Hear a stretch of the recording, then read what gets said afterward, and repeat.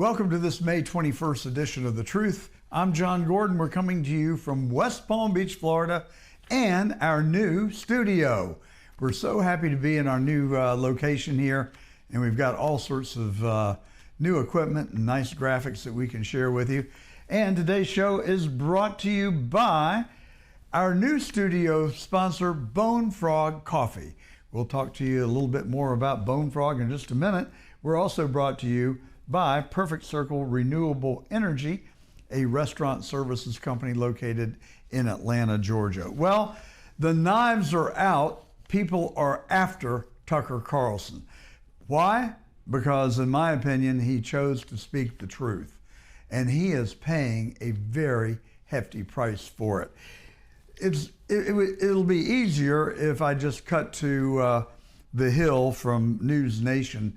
They gave a great summary of what's going on. But before we do that, let me just say, if you're listening to us today on the John Fredericks Media Network, we're happy to have you here. Also, we come to you on cdm.press.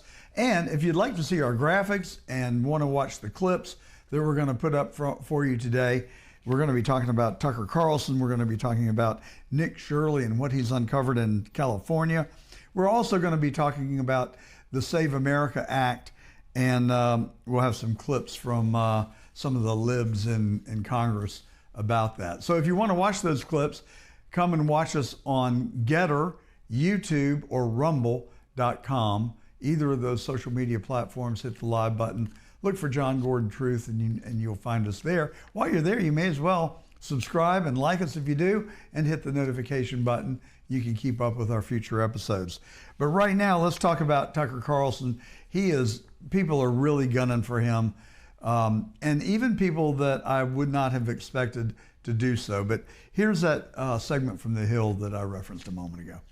Fox News host Mark Levin is currently feuding with other prominent right-wing figures like Tucker Carlson and Megyn Kelly, mainly due to their criticisms of the Trump administration's actions in Iran. Levin, who is a staunch supporter of Israel and of Trump, has called Carlson a useful idiot of the left, and he called Kelly emotionally unhinged.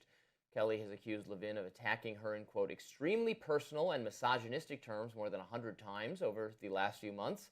On Sunday, President Trump weighed in on the conflict, offering his support to Levin. He wrote in part on Truth Social, Mark Levin, truly great American patriot, is somewhat under siege by other people with far less intellect, capability, and love for our country. When you hear others unfairly attack Mark, remember they are jealous and angry human beings whose sway is much less than the public understands. And now we will know that where they stand, where I stand, they will rapidly diminish. Levin responded to Trump's post on X, thanking him for his kind words and writing in part, your leadership has made our country and the world so much safer. Both you and what you are doing deserve our support, and I will not be intimidated or bow to threats.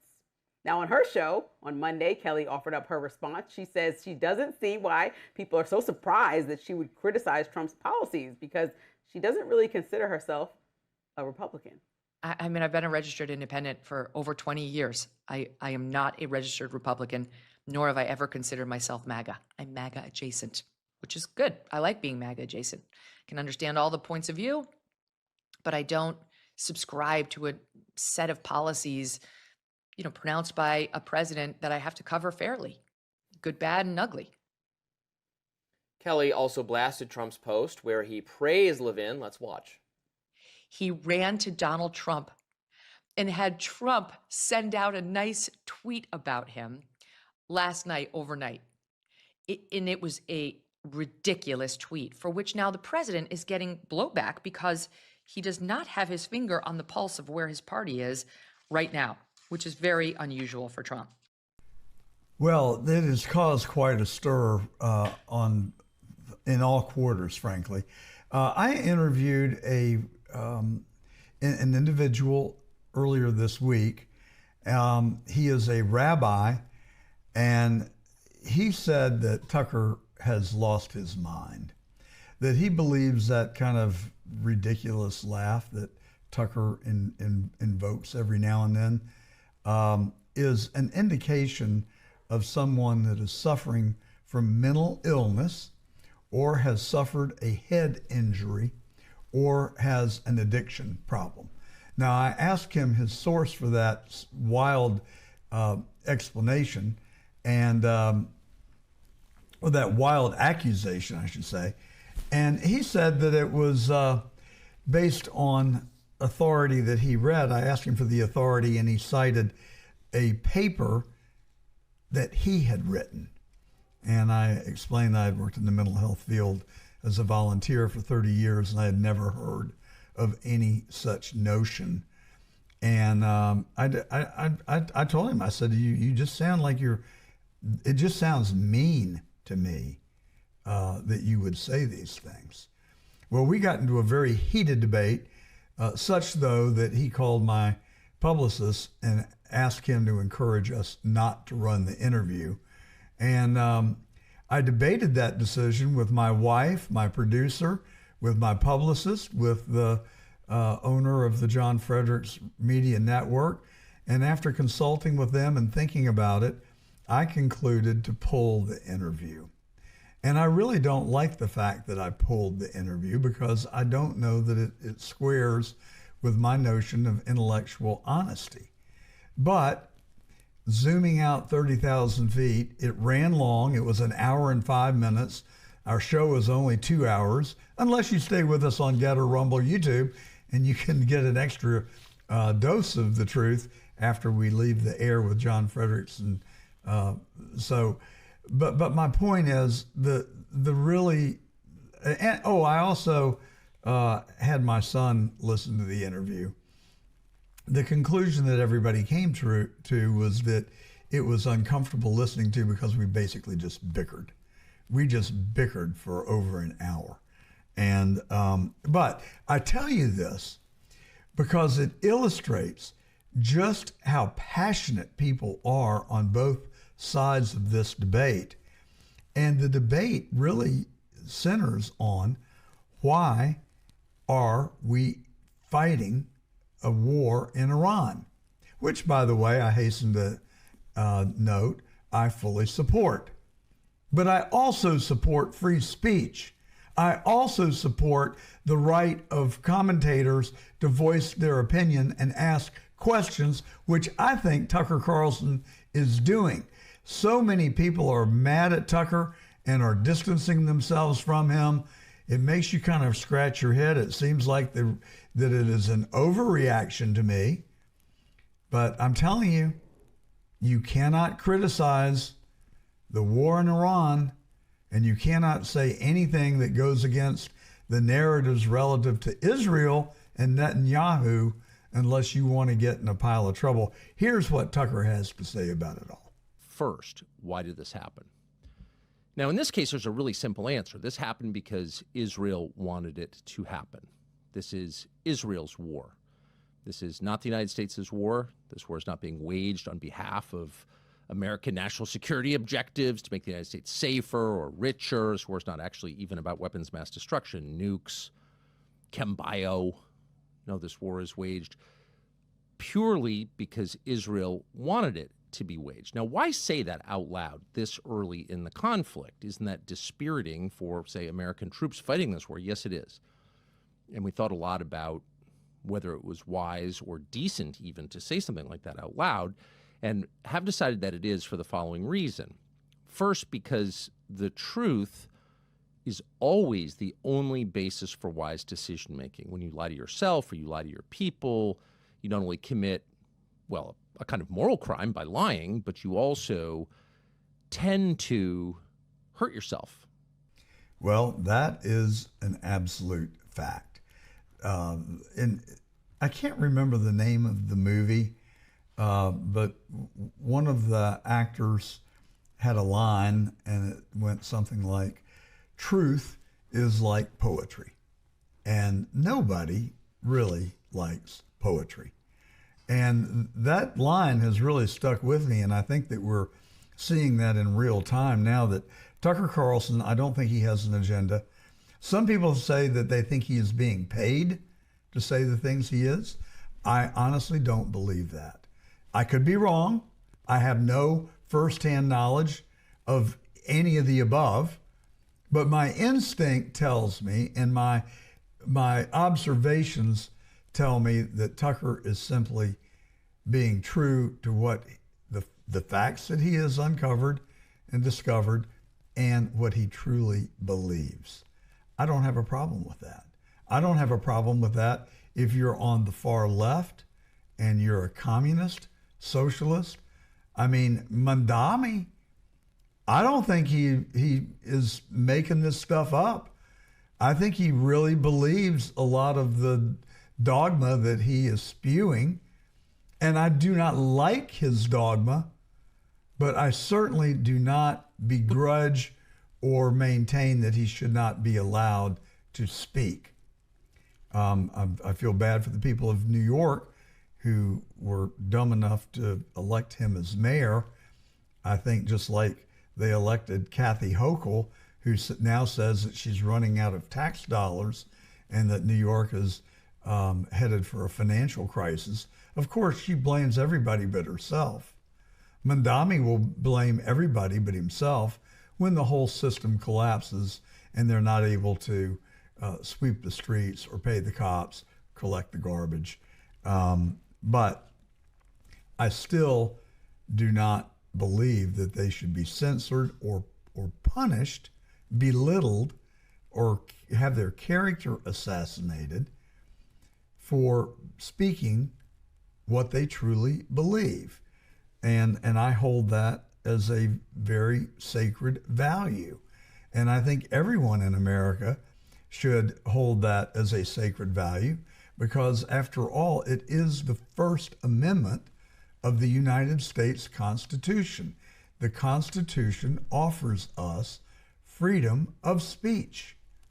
Now, there are limits on speech that are determined by the Supreme Court, and there is no enforcement of suppression of free speech other than when it is the government that is doing it. But clearly, I think our government is currently engaged in suppressing freedom of speech. They are doing everything they can to discredit Tucker Carlson. In fact, he says the CIA has monitored his text and are now using lawfare to hurt his credibility and possibly prosecute him. Here's what Tucker had to say on that. So the other day I found out that the CIA is preparing some kind of criminal referral against me, a crime report to the Department of Justice on the basis of a supposed crime I committed. What's that crime? Well, talking to people in Iran before the war. They read my texts. So the crime under consideration apparently would be the Foreign Agent Act or something like that, acting as an agent of a foreign power. And I don't expect this to go anywhere. I'm not too worried about an actual criminal case against me for a bunch of reasons. One, I'm not an agent of a foreign power. Unlike a lot of people commenting on U.S. politics and global affairs, I have only one loyalty, and that's the United States, and have never acted against it. Its interests are the only interests I care about because I'm from here and I have a lot of kids. So that's not a concern. I've also never taken money from anybody. Don't need it, don't want it, and that's provable. And moreover, it's my job to talk to everybody all the time and try and figure out what's happening around the world. That's literally what I do for a living, and I'm not going to stop doing that, nor should I don't think. I'm also an American. I can talk to anybody. Countries tend to become more authoritarian in wartime. It's just the nature of war. People are dying. The stakes are high. People's emotions have risen to a very high point, to a crescendo. And so there's much less tolerance for any kind of dissent in the homeland. The irony, of course, is the United States fights wars on behalf of freedom, but there's always less of it here in our country during war. So that's a widely recognized phenomenon, and it's likely to happen now too.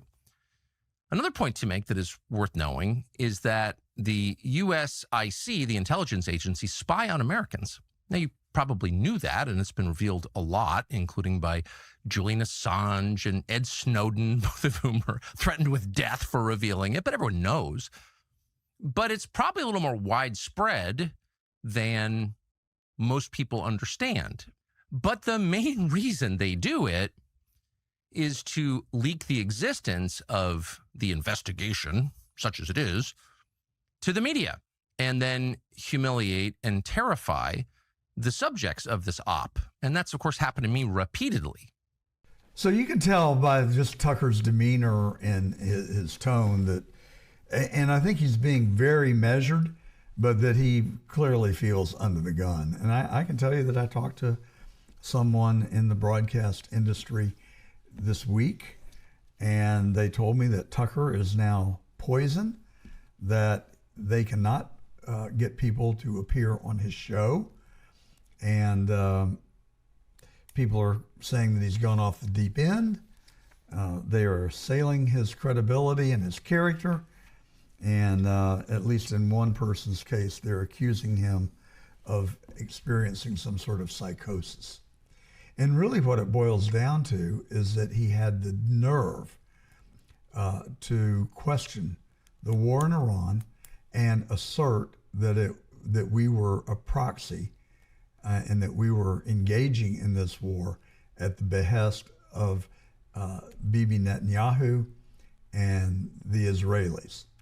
And I'm just here to tell you that it is my considered opinion that if you say anything that cast any aspersions, or not even aspersions, if you even modestly, minimally say anything negative about Israel, Netanyahu, or Jews, you are a Jew hater. And I told the rabbi, I said, I think that's really mean. I don't think that fosters goodwill. I mean, if as an American citizen, I can't question my government's decision to go into a foreign country and wage a war, then what kind of a country have we become when we're supposed to have a democracy and free speech and all these things that we claim make us great? But boy, when the chips are down and someone chooses to exercise those rights, they are all of a sudden persona non grata, racist, misogynist, Jew hater. I just think it's bad. And personally, I have no hate in my heart for anyone. I don't. And I happen to very much like and respect many people of the Jewish faith.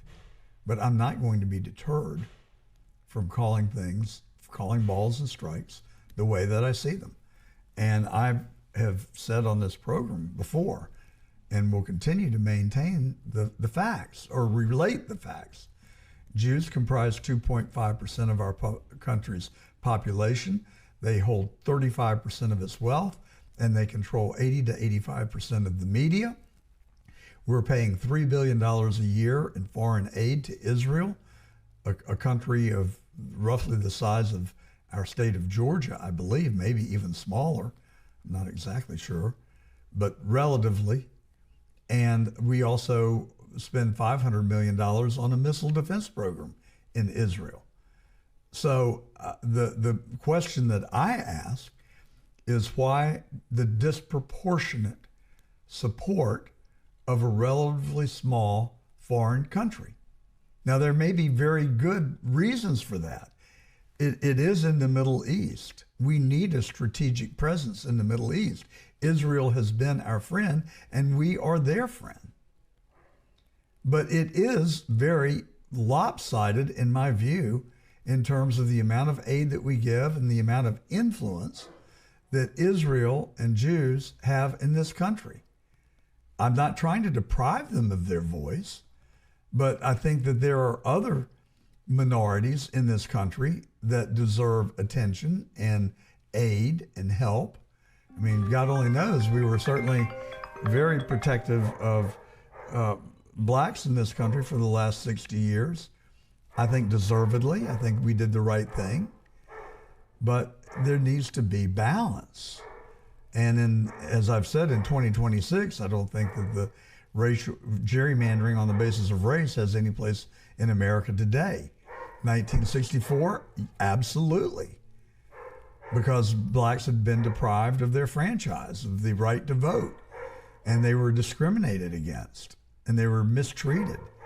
But 60 years later, I don't think those same guardrails are appropriate. And that's all I'm saying here, that I'm not opposed to helping Israel. I'm not opposed to people who are Jewish and worship the Jewish faith. But I am questioning whether this war, I'm not questioning it. I'm just intellectually curious. Is it because of Iran's being a state sponsor of terrorism, or is it something else? I've actually, now I'll tell you what I really think. I really think that all of those things can be true. I do think that Iran sponsors terrorism. I think you'd have to be an idiot not to believe that. I do believe that Iran has terrorized the world and our nation for the better part of 50 years, starting with the seizure of our embassy in Tehran in the late 70s when Jimmy Carter was president. I feel like its payback is long overdue. And I also believe that Israel is very threatened by Iran, and they are worthy of our defending them. So make no mistake, that's where I come down. Having said that, I am perfectly open to receiving other facts, to learning other information, and to questioning always, whether we're on the right track. Why would you not? 14 people, 14 men and women of our armed services have died thus far in Iran. Did I just say Iraq a minute ago? Anthony, did I say Iraq when I meant Iran? If I did, I meant Iran. We're talking about Iran. But we've lost 14 service people in this war, and it's been going for 2 weeks. So that's not to infer that we're misguided in conducting this war. I just said I support it.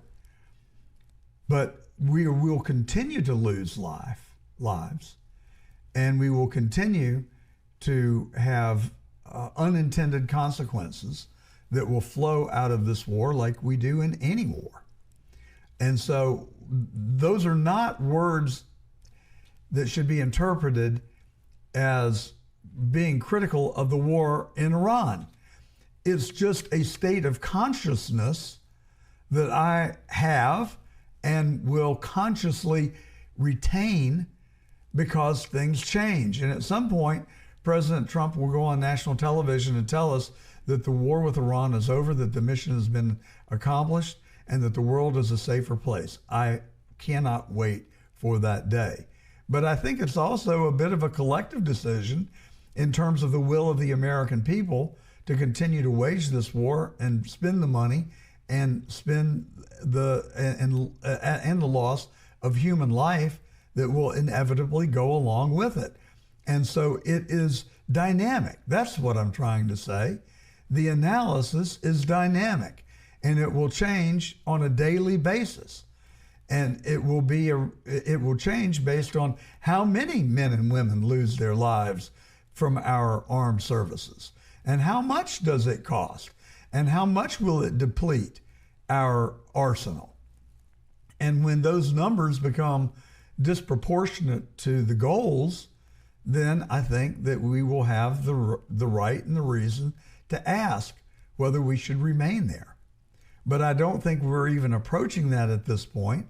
I certainly have a very heavy heart for the men and women who have died as a result of this war. It is a predictable consequence, and I'm truly sorry. I am truly sorry, and I would not say anything to in any way minimize, trivialize, or marginalize the loss of these heroes and the sorrow that is left behind for their families. But that's what war does. It's a reality of war. And all I'm saying, at some point, we will either have accomplished the mission or we will decide that the cost is no longer worth it. And so we will stay tuned and stay on top of it and let you know. But for whatever it's worth, that's where we are as of today. And where else we are as of today, we have a sponsor for our new studio here in West Palm Beach. It's Bone Frog Coffee. And we are just so honored to have their support and their sponsorship of our studio. And so look, if you're grinding through the day like I am, you need that perfect kick without the jitters, grab a Bone Frog Coffee. It's veteran-owned, founded by retired Navy SEAL Tim Cruikshank as a tribute to his brothers in the Navy Naval Special Warfare community. Every bag, premium, small batch roasted from top shelf Arabica beans, smooth, low acid, no robusted junk.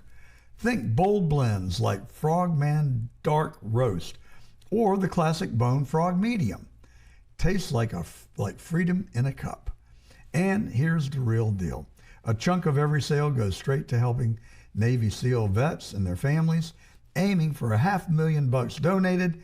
Coffee with a cause. Yeah, that's not a slogan. It's brotherhood brewed daily. Head to www.bonefrogcoffee.com, snag some K-Cups, whole beans, or merchandise. Use promo code TRUTH. Start the day like I do. Fuel up, stay sharp, and remember, service before self. Support our veterans, and thank Bone Frog for sponsoring our studio. Check them out right now at bonefrogcoffee.com, on social media, and on the World Wide Web at www.bonefrogcoffee.com, where you can order your beans today. All right, next on our show, let's look at that young kid, Nick Shirley. He left Minnesota and went straight to California. And you thought Minnesota was bad? Just look at what he's uncovering in California. So this is the location of the daycare. It's in the middle of this shopping plaza. A lot of the buildings are closed down or boarded up, have been graffitied.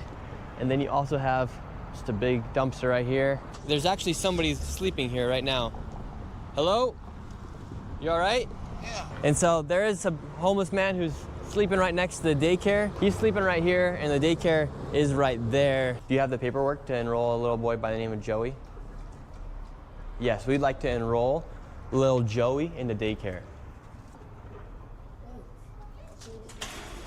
They have as their backup facility the UMI Learning Center, and the UMI Learning Center was convicted in federal court in 2024 of having 150 ghost kids. So I want to find out what the affiliation is and why this facility is listed as the backup. Tell us a little bit more about this daycare right here. We're in the middle of the hills here in San Diego. So according to state records, when inspectors arrived here, there were 14 kids enrolled but 0 present. And then this place was also cited for having missing children's records and also not having a facility roster. It's kind of weird that there's this daycare in the middle of a neighborhood. Hello? I was naked, okay? No, you weren't. I can sue you. I was like, I wasn't dressed up. I'm Muslim. Either way, can we enroll a child into the daycare? You don't know what's going on. Well, it says there's 14 children enrolled here on the state of California. All right. It says there's 14 children enrolled here. You don't care. I do care. Then where are the children? You don't care. Where are the children at? It's not enough, Minnesota. You come here. Where are the children at? Where are the children at, ma'am? But this daycare is right here inside of this home, and let's see if there's any children here. They do say they have 7 enrolled. The state has said that there is 0 when they arrive. Is this Habubu Family Child Care? Yeah, we were wondering if we could enroll a child into the daycare here. We know you. You need to get up from here because there is trespassing. You see the time we have trespassing? Can you believe it? I mean, it's just the same damn storyline, but in a different state. And President Trump said last week when he was appointing JD Vance to be the new fraud czar. You know, Kamala Harris was the border czar. She never went to the border.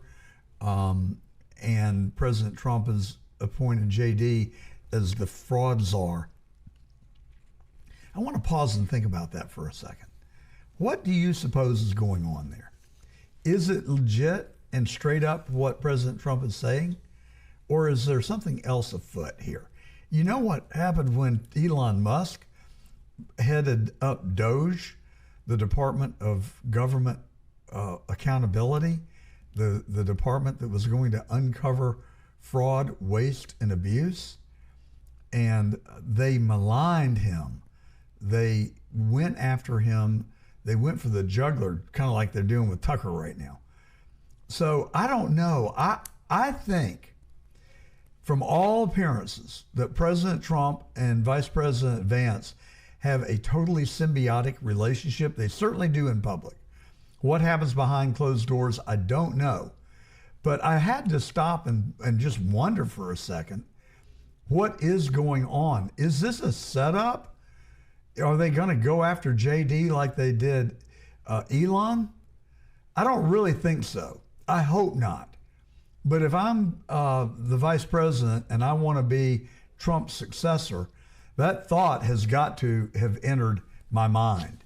But on the other hand, you know, what should happen is that the American people should stand behind him, and they should have his back, and they should celebrate his willingness to expose fraud.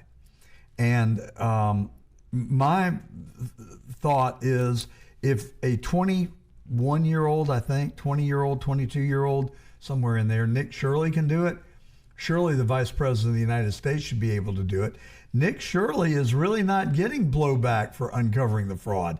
He really is being celebrated as a hero in most quarters, not with the people behind the doors that he's knocking on. They're not very happy to see him. And those people selling counterfeit bags on the streets of New York, they're not very happy to see him. But the average American wants to stop the fraud, waste, and the abuse. And President Trump has said, and he did say in appointing Vance the fraud czar, that if we were able to eradicate all the fraud, or not even all the fraud, but even half the fraud, that we would eliminate the federal budget deficit. Now that is a mission worthy of working on. And if President Trump and Vice President Vance can accomplish that, it would be historical. It would be something that every president has said they were going to do since Jimmy Carter, and none of them, zero, have been successful in doing it. They just talk about it. Even Bill Clinton did. Even Barack Obama did. They did shut down some agencies, but it was not even a drop in the bucket. But President Trump says he's going to go after the fraud. He said he was going to go after the fraud in appointing DOGE, but I just don't think that it worked out well. And I do blame Elon, who is my hero. I absolutely think he is phenomenal. Just one of the brightest, best of the best. But, you know, he made mistakes, I think, that set him up for failure. Going into the Oval Office in a black t-shirt, carrying his son on his shoulders, going into cabinet meetings dressed casually.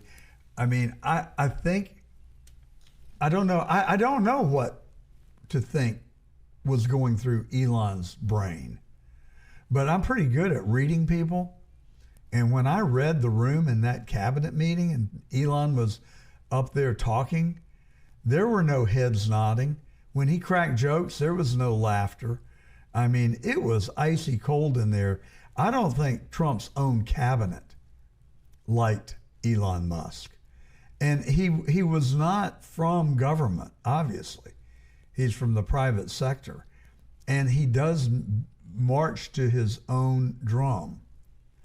But you know, when you go into the White House and into the Oval Office, you're really entering what I would consider to be sacred ground. And Ronald Reagan would not go into the Oval Office, literally would not go into the Oval Office without a coat and tie on. That illustrates the point that I'm trying to make. And, you know, times have changed. We're not, this is not your Ronald Reagan era, as much as I wish that it was. And dress conventions have changed. But the thing that hasn't changed is good manners, respect, and decorum. Elon did not reflect those qualities. And even though nobody really talked about it, I can't think of anybody who's talked about it except for me. But I think it was there in people's minds just below the surface. And I think that that was an invitation for people to criticize Elon on substance, when it really was probably equally about form. If Elon had not ridden X into the Oval Office on his shoulders and allowed him to stand there and picking his nose while on television, while Elon was having a conversation with the President of the United States, maybe things would have turned out differently. If Elon had dressed up in a coat and tie, in a suit, and gone into the cabinet office and adopted an air of humility, maybe things would have turned out differently. So I'm just going to chalk that up to an experiment that was worth the effort, but failed in its execution. And I think that there's also, I think we'd be remiss if we did not point out the fact that it probably wouldn't matter who the person was that attacked the fraud, because the people that yelled the loudest, I believe, are people that were in on it and continue to be in on it, like Ilhan Omar and their enablers like Pocahontas and Schumer and Schiff. They're willing to leave the bank vault door open for fraudsters because they expect to be paid back in return through campaign contributions and votes. And sadly, I think that's at the minimum. Now, how many of them are in on the money and are getting paid under the table? We don't know. And I suspect that there are vast sums of money that are being stolen and redistributed. I mean, for instance, we know that Minneapolis has the largest amount of dollars being exported through its airport of any place in the United States. According to President Trump and other people in the know, they are shipping suitcases, or have been, I doubt if they are now, but they were literally shipping suitcases full of American currency to places in Europe that ended up in Somalia that may have, or allegedly, or suspected to end up in the coffers of some U.S. politicians' campaign funds, which is highly illegal, by the way. So it's a mess, and I want it sorted out, and I want the people that are doing it held accountable. And I am hoping and praying that Vice President Vance will be successful, that he will not become the fraud czar like Harris was the border czar. I'm not making a comparison in any shape, form, or fashion between one and the other, between Vance and Harris.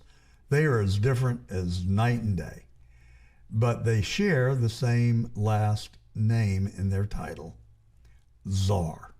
It is hard to overlook the that comparison, or that similarity.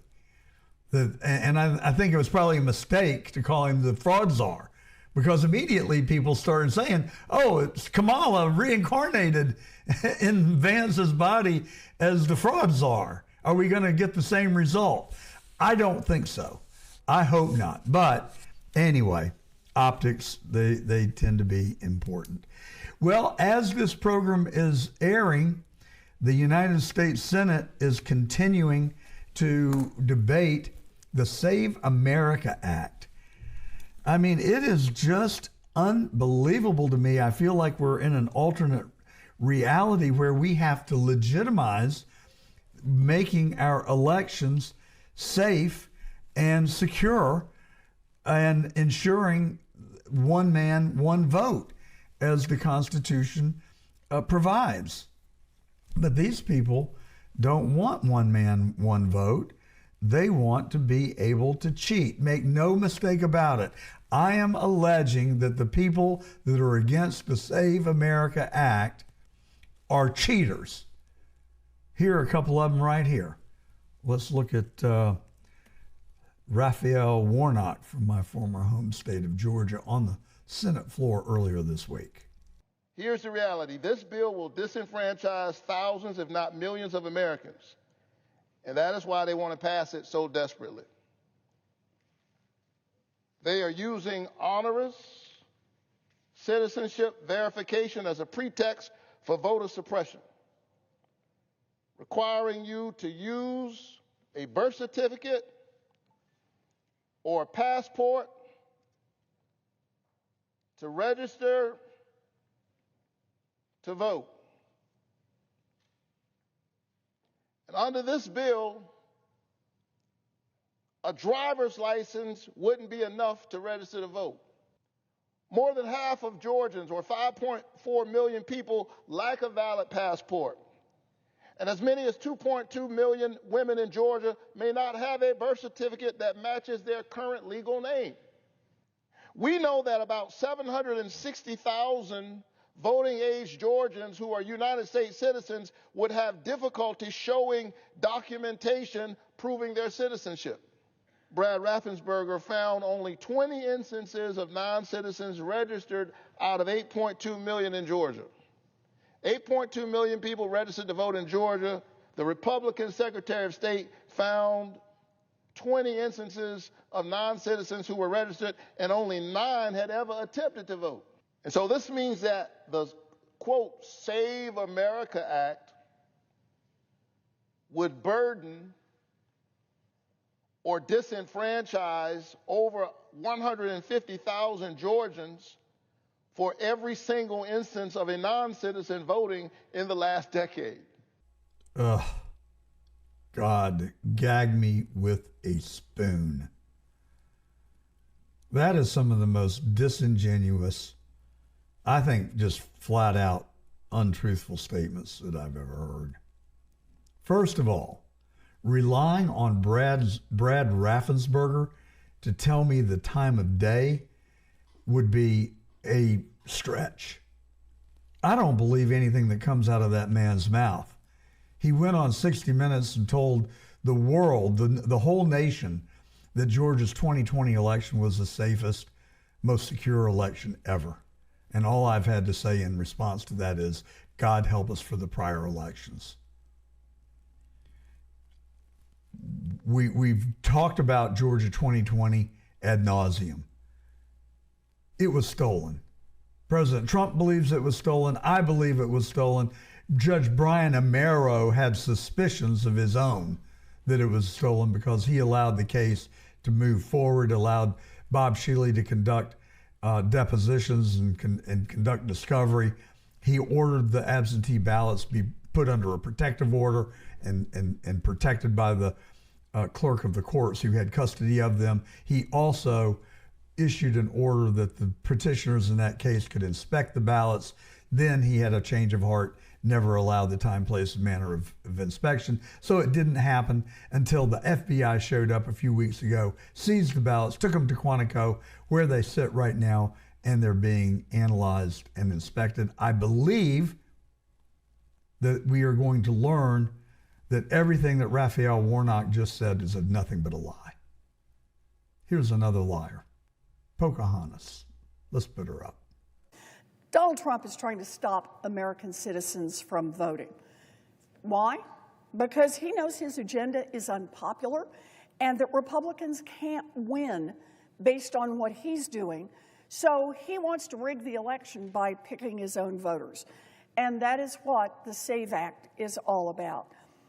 I've heard this bill called Jim Crow 2.0 harking back to the days in the South when the South blocked black people from being able to vote with a whole series of tests and barriers so that they just wouldn't have a chance to vote. The Trump bill is Jim Crow 2.0. And you're full of it. You're the lady who went to Harvard on a scholarship claiming that you were American Indian, and your DNA test showed that you had 0 American Indian in your DNA. So she is in the same category for me as Raffensperger. I just don't believe anything she says. And analogizing the Save America Act to Jim Crow 2.0 is just plain despicable. You know what it does? It trivializes the treatment that blacks got in this country for 200 years before they were able to vote based on the Voting Rights Act of 1964. And that they were mistreated. No argument.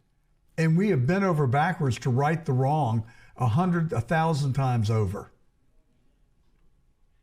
But analogizing having illegals in this country that are being allowed to vote in blue states so that because it's the only way that the Democrats can cling to power, is just such a fabrication. It is morally reprehensible that people would say such things. They brought the illegals here because they knew they were losing the competition for ideas. They couldn't stay in power unless they created a new class of Democratic voters. And they thought that if they brought them, opened the door and said, come on in, gave them an Obama phone, a place to live, food to eat, clothes to wear, a scooter to ride around Manhattan, and a daily stipend, that they would go and register to vote for Biden. You're telling me that an illegal alien can go to the trouble to go register to vote and do whatever is required, but that an American naturalized born citizen cannot find their birth certificate or driver's license or whatever is required in order to register to vote, and that is too onerous? Well, let me tell you, I think it's too onerous for me to download the IRS tax return form and for me to fill it out, okay? So I'm just not going to get the tax form, and I'm not going to fill it out, and I'm not going to send it in. Does that work? Does that work? No, it gets me put in jail. So it's just stupid, and it's just dishonest. So what they're telling you, ladies and gentlemen, is that if you are for the Save America Act, or I'm sorry, if you oppose the Save America Act, that you intend to cheat.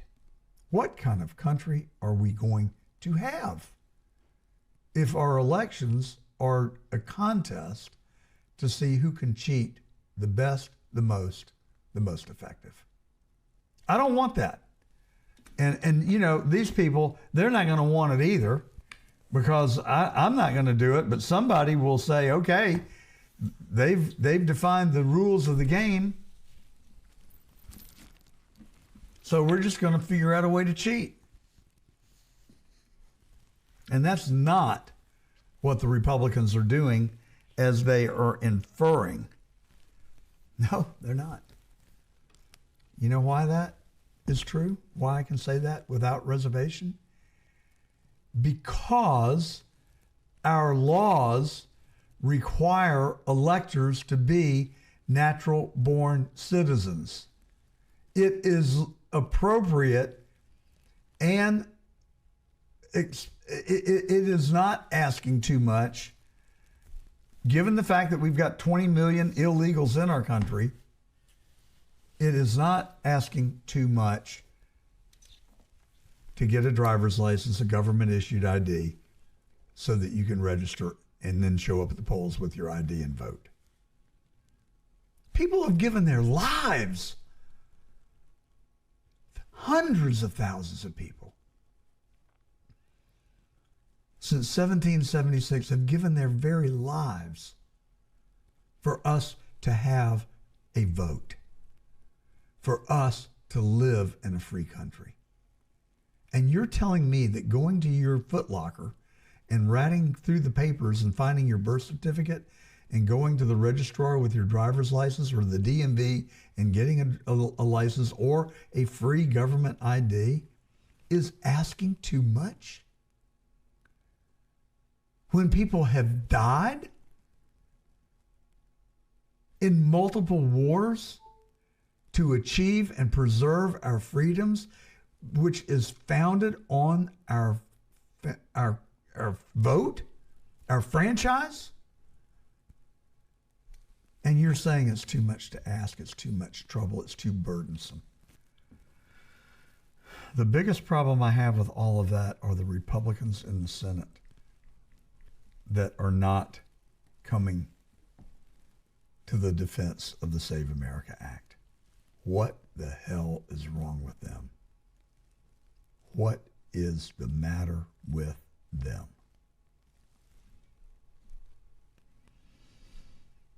So I hope that it's going to be voted on tomorrow. And kudos to Thune for having the debate. Kudos to him for keeping them in Washington. I'm sorry. We want our representatives to work. And frankly, your holiday, your vacation is less important to me than our freedom and our franchise and our right to vote. And that is the truth. All right, today's broadcast is brought to you by Perfect Circle Renewable Energy. They're a restaurant services company located in Atlanta, Georgia, serving the metropolitan Atlanta area. They collect waste vegetable oil, clean grease traps, service grease traps, and clean your vent hoods and sanitize restaurants. If you are a restaurant owner or GM and you're tired of unreliable, dirty service and automated attendance, go to the web right now and check out www.pcrenergy.com. Do you know that 100% of the waste oil that they collect from over 500 restaurants in Atlanta is refined and sold to producers of biodiesel fuel? They're working to make your air and the air your family breathes better. That's a good reason for you to go to pcrenergy.com, call them up, check them out, and consider switching to Perfect Circle Renewable Energy to service your grease traps and collect your waste vegetable oil. Well, today we are also sponsored, our studio is sponsored by Bone Frog Coffee, and we are just delighted to have them as part of our show, and we really appreciate their confidence in us and their willingness to sponsor our new studio where we are broadcasting from in West Palm Beach all through the week for our podcast and on Saturdays and Sundays from 12 to 2 on John Frederick's Media Network on cdm.press and all across the web on Rumble and Getter and YouTube and Facebook. Just go there now if you want to watch us and interact with us on Getter. We've got several thousand people doing just that right now on Getter.com. Search for John Gordon Truth. Well, first hit the live button, and then John Gordon Truth will pop right up. Join our show, and you can interact with us right there in the live chat as we speak. And you can tell us how happy you are that Bone Frog Coffee is sponsoring our studio. Because if you're grinding through the day like I am, need that perfect kick without the jitters, grab Bone Frog Coffee. It's veteran-owned, founded by retired Navy SEAL Tim Cruikshank as a tribute to his brothers in the Naval Special Warfare community. Every bag is premium small batch roasted from top shelf. How do you say this again, Anthony? Arabica beans. Smooth, low acid. No Robusta junk. Think bold blends like Frogman Dark Roast or classic Bone Frog Medium. Tastes like freedom in a cup. And here's the real deal. A chunk of every sale goes straight to helping Navy SEAL vets and their families. They're aiming for $500,000 donated. Coffee with a cause? You bet. That's not a slogan. It's brotherhood brewed daily. Head to bonefrogcoffee.com, snag some K-Cups, whole beans, or merchandise. Use promo code TRUTH. Start your day like I do. Fuel up, stay sharp, and remember, service before self. Support our veterans, and thank Bone Frog for sponsoring our studio. Check them out at bonefrogcoffee.com, across social media, and on the World Wide Web at www.bonefrogcoffee.com. All right, our guests today, our lineup include Ron Chapman and Representative Keith Self. Now, I will tell you that I had a chance to get to know Representative Self 2 weeks ago at Mar-a-Lago for the Freedom Caucus Fund event. My wife and I attended that event. We were in the circular dining room at Mar-a-Lago. It's a beautiful place. We felt so honored and humbled to be able to go there with these 13 of the 37 Freedom Caucus members.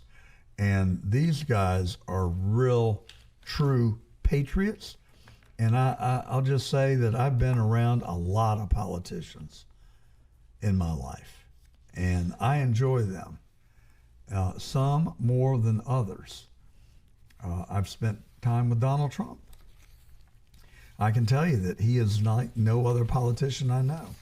I don't think that he sucks up. I don't think he minces words. I don't think he plays to whoever he's talking to. I think he just tells you what he truly believes and his impressions of what are truth, what is the truth. Representative Self is that and everything else. He served in the Army for 25 years. He achieved the rank of lieutenant colonel. He retired from the Army. He went back to Texas, where he became, they call him judge, but he's really, that's another name for chairman of the local county commission, which he did for 7 years. He lowered taxes. He protected property rights. And then he won his first term in Congress 4 years ago. He's now on the a member of the Freedom Caucus. He is also a member of the Sharia Free America Caucus. So he's going to be our last guest today. You'll want to stay tuned to listen to Representative Keith Self. He is a great guy. Now let's get to Ron Chapman. He's a white-collar defense attorney, and we covered it. We talk about Epstein, the Clinton connection, my favorite subject, Fani Willis, Ilhan Omar, and election fraud in Michigan. So let's get right to it. Welcome. Thank you for joining us on The Truth. If you're on the radio, think about coming over and joining us on Getter, Rumble, Facebook, YouTube. Hit the live button and search for John Gordon Truth. All right, let's get to Ron Chapman. Epstein, the Clintons, and Fani Willis, they're plastered all over the news. And are they guilty? And if so, of what? Ron Chapman is a federal defense attorney. He's tried a lot of big cases. He's from Detroit, and he joins us right now on The Truth. Who's guilty and who's not? Is Epstein a spy? Or is Epstein still alive? You know, I loved Bill Clinton's answer to that very question, right? I can't quote him specifically, but during the most recent deposition that he had, I think he said that he's just going to have to rely on what people are saying. Most people would say, "Is Epstein dead?" Yes, we saw an autopsy, we saw, all sorts of stuff. But Bill Clinton hedged significantly, which kind of left open a door. Now, of course, the guy's like, what is he, 86, something like that right now? I mean, I don't expect the best answers coming from a guy like that. But the reality is I think he stirred the pot on conspiracy theories related to Epstein's death significantly in that deposition. Well, I'll tell you, I saw a YouTube video last week, and this guy was trying to find Ghislaine Maxwell. And he was walking down the street in Canada where her brother was known to live. Yeah. And damned if he didn't come upon a lady. And he said, "Hey, Ghislaine." And she immediately turned and looked right at him. And it was her. I'm telling you, it was her, and she was with her brother. Yeah, well, there's been some theories. And I don't think it was AI generated. I mean, it could have been. I mean, that's the problem in today's world. You just don't know what to believe. And worse, you don't even know who to believe. For all I know, you're CIA and Intel. Isn't that the real question? I mean, I'm reminded of A Few Good Men. They're looking for Markinson, and Tom Cruise goes, "Are you Markinson?" "I'm not Markinson." And he says, "There's two down." I mean, that's exactly it, right? We have no idea who's who or what's what anymore. But here's the reality with Ghislaine Maxwell. You know that she's the daughter of Bob Maxwell. Very suspicious circumstances. Definitely, Bob Maxwell has ties to Mossad, if not is Mossad, and he had a suspicious death. Nobody denies that. I haven't heard one person that says that he wouldn't in Mossad. And he just takes his boat out one day and mysteriously just falls off the boat, right? And this was right around the time that his entire publishing empire was crumbling. One of the things that we know about these types of people is that when they start to face this type of scrutiny, they just sort of disappear. Bob Maxwell, empire was crumbling. He's gone. Jeffrey Epstein, scrutiny. He's gone. Vince Foster, go back to the Clintons in the White House, mysterious suicide that occurred in some random park in Washington, D.C. I got an episode on it that's got a lot of views. Well, the timeline doesn't work either. I mean, you know, I don't remember the particulars, but a great read for anyone interested is Roger Stone's The Clinton Women, I believe is the name of it. Yeah. And he chronicles a lot of the sketchiness that surrounded Clinton. Yeah. I mean, the question here would be, is there death or is there just disappearance? Like, that's a possible outcome as well, right? You know, you've got a guy like Vince Foster who disappears in a park, and then at that same time, Hillary Clinton has her people go back into his office to grab some of the documents that would have been very important for the Whitewater investigation. It was convenient that Vince Foster couldn't undergo questioning. But here's something that, and I don't mean to get too off on a Clinton tangent, but speaking of those depositions that were taken, here's something that's just absolutely amazing to me, is how played the GOP got. And I started looking into that, right? You see these depositions of the Clintons, and you see the questioning that was done of them was limited mostly to Jeffrey Epstein and his nefarious activities, but nobody was really allowed to go into Clinton Foundation, donations. Dershowitz's claim that Jeffrey Epstein created the Clinton Foundation. And why? Well, it seems to me that Kash Patel is working up a pretty significant investigation with Pam Bondi related to the Clinton Foundation. And a lot of the information that was held back from the Epstein files is related to that investigation. And the last thing you want is Comer and these two terrible non-lawyers that were doing the deposition questioning. The last thing that you want from them is for them to come out and say, or ask questions about the thing that you're trying to investigate, right? One thing in federal law that we all do is when there's a federal investigation, nobody wants to go on the record and talk about it because that destroys your investigation, witnesses, testimony changes and all that. So, you know, a lot of people are probably going to be disappointed seeing those depositions, realizing there were no good questions asked. I think it's by design, and it tells me exactly what's going on. The Clintons are under federal investigation for their Clinton Foundation activities, as well as Russiagate in addition. You think they are under investigation? Absolutely. Yeah. I mean, that's not even a secret, right? Even though, you know, I noticed the most telling part of Clinton's deposition for me, or one of the most telling parts, was that when they asked about Donald Trump, he exonerated them. And I looked at that. I mean, he went out of his way to say that Donald Trump had no untoward dealings with Epstein. Well, yeah. And I was just like, oh, you're sucking up.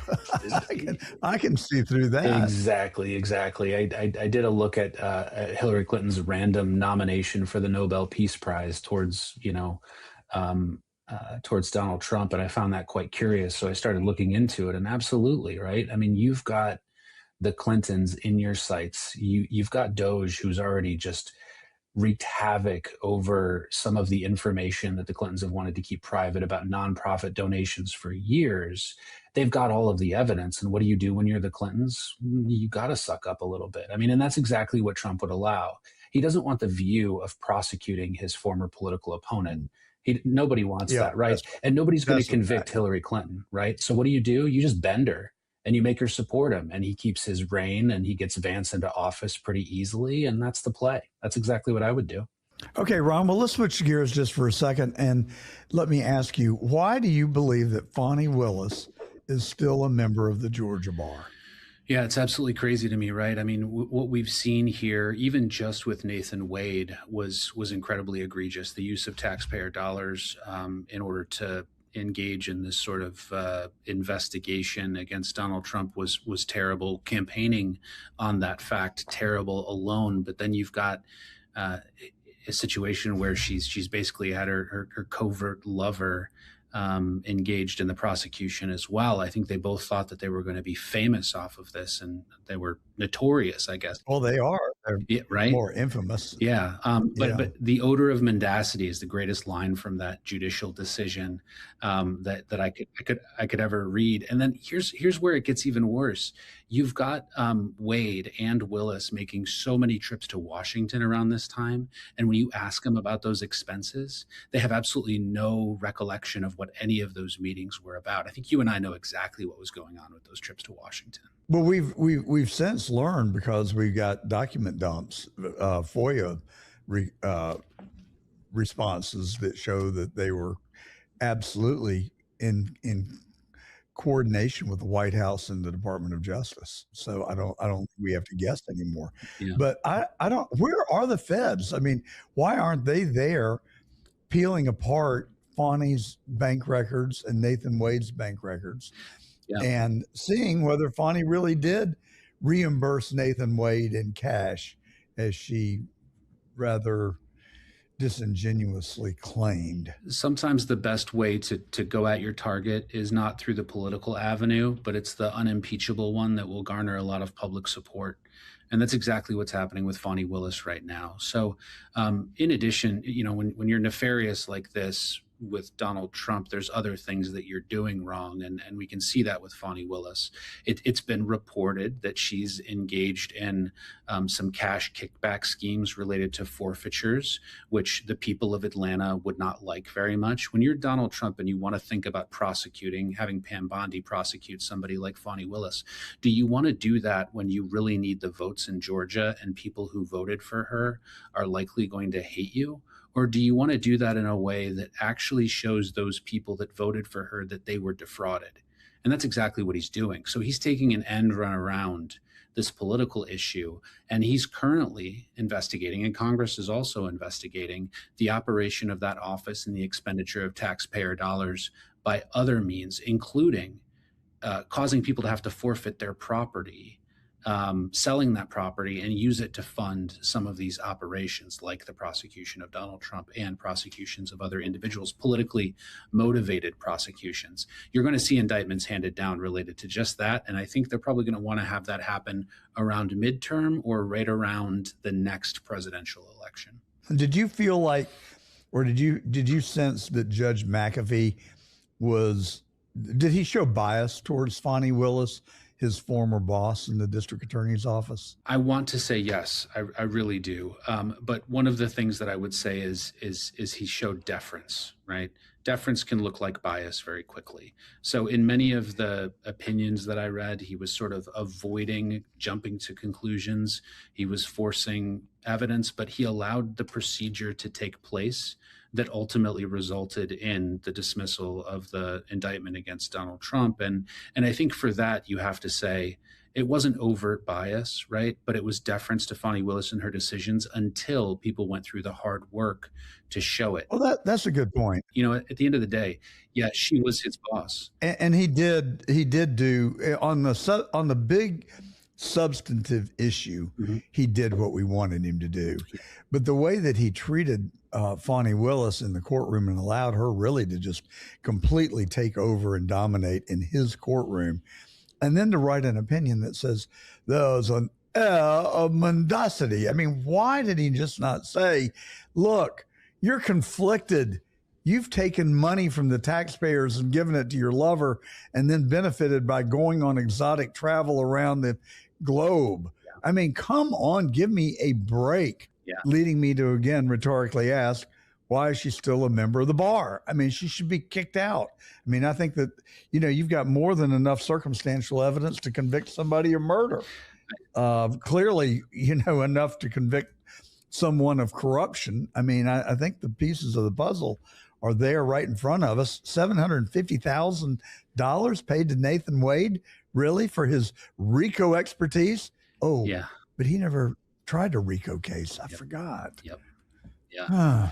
I agree with you. But to get the Georgia bar to take her license away requires what amounts to a democratic decision from people who still support Fani Willis and think that she was doing the right thing. I think if you want to take it away, you're just going to have a prosecution of her and an ultimate conviction. And that's going to be something that has to happen in federal court. It certainly can't happen in I was going to say, it's time for the feds to show up. Exactly. I think it highlights another kind of recurring theme that we talk about, and that is that in 2026, there just doesn't seem to be much accountability for people who serve in government. It's like you get a free pass. You can steal. I mean, look at the Ilhan Omar going from a negative net worth just months ago to 25 million today. Really? Yeah. It's shocking. I mean, it shows that there's been a power circle around this type of nonprofit fraud, which you're going to see a lot more of. That's been generated. And ironically, that's the interest in the Epstein files that people should really be talking about, is the fact that he was the founder of this idea that you funnel a lot of money. He was trying to do it with Bill Gates, funnel a lot of money into nonprofit to secure your seat of power, and then use that to get your other friends in power. That's what we see with Omar. But the real problem, and then they own you. Yeah, as a consequence. Exactly. I mean, this is just like kind of the Russian tactics as well. You get them compromised, and then they've got to do you favors. But here's I think the more important thing about this, and this is the thing that matters to all Americans, it is now impossible to sue your federal government for just about anything, right? There was a case decided by the Supreme Court, Bivens, a long time ago, which opened up an avenue for you to file a lawsuit against the government alleging a constitutional violation. Well, that door was effectively closed, I think 2 or 3 terms ago, by this Smugglers In case, which is a very interesting read if you take a second to read about it. But essentially, this guy was just basically harassed by a federal agent repeatedly, and ultimately resulting in injury and detention and a whole violation of his civil rights.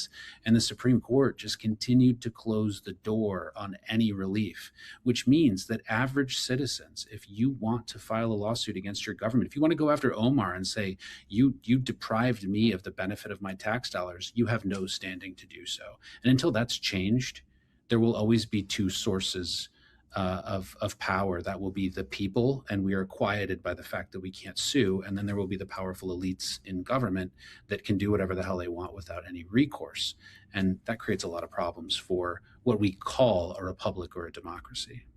I mean, things have really changed since the time that I entered law school. Way back then, we generally had the perception that the Supreme Court had a liberal bias and that they bent over backwards to protect the bad guys. Mm-hmm. Hence the Miranda warnings and other notable cases that came out of the 60s and 70s. Seems now that they've just gone completely right wing in terms of criminal defense, and that you don't have much chance when you're up against the federal government. I'm curious to know what your experience is. I mean, we read that 98% of all federal prosecutions result in conviction. Yeah. Well, this is because the liberals on the court aren't doing their job well enough, right? I support balance on the Supreme Court. I think that if you go completely right, you got problems. If you go completely left, you got problems. And what we need is balance, with somebody like Roberts in the middle calling balls and strikes. But instead, what we have is liberals playing this confusing game with jurisprudence, and the right continuing to do what the right does, which causes a tremendous imbalance. It used to be that the liberals would look out for the least of us, right? They would spend some time with their jurisprudence saying, hey, we don't want that encroachment on civil rights, or, we see these types of cases post-civil rights movement where they were protecting the civil rights of individuals. Well, now they're so confused with wokeness that they don't even know how to protect civil rights anymore. And so that's been left to people, thankfully, like Gorsuch, who can at least protect it from an expansive government standpoint. Let's not let the government get big enough. But that doesn't go far enough, right? We still need somebody looking out for that average criminal defendant to make sure you get a fair trial. And now, I mean, I just had 100 pages of conspiracy instructions that were read to a jury. And the reality is that if any average American who's a non-lawyer can figure those instructions out, I would be surprised. As the world gets more confusing, justice starts to slip. Carl Sagan told this to us years ago. But right now, federal law, federal jurisprudence, federal regulations are so confusing, the average American can't figure it out. And when they can't figure it out, they just go government. They say, something must have been wrong here. I'm not sure what it is. We'll convict. Yeah. As a culture, we seem to give a disproportionate credibility to government, and it's just convenient. Well, the government says so it must be true. Yeah, I agree with you. It's been an absolutely disproportionate amount without the ability to sue the government, without the ability to effectively, get access to courts. If you want to try to take care of a conviction post-trial, the procedural hurdles that you have right now make it almost impossible for even a talented lawyer to navigate that space. So we need a rebalancing. Right. I mean, there's the geopolitical fight going on with Iran and Venezuela and oil that we could talk about. But one of the things that we need to address and that I stand for is rebalancing the government so that the people can actually have a seat at the table again. And I'm really not seeing the Trump administration addressing that. And I hope to see that soon. That's where we have to go next for all of us. Well, I kind of always subscribe to the quote that better to let 100 guilty people go free than to convict one innocent person. Who said that, by the way? I have no idea who said it, but I love that quote. I should probably look that up at some point. It may have been Ben Franklin. I don't know. Anthony, Google that for us, will you? And people always ask me. Ask Grok.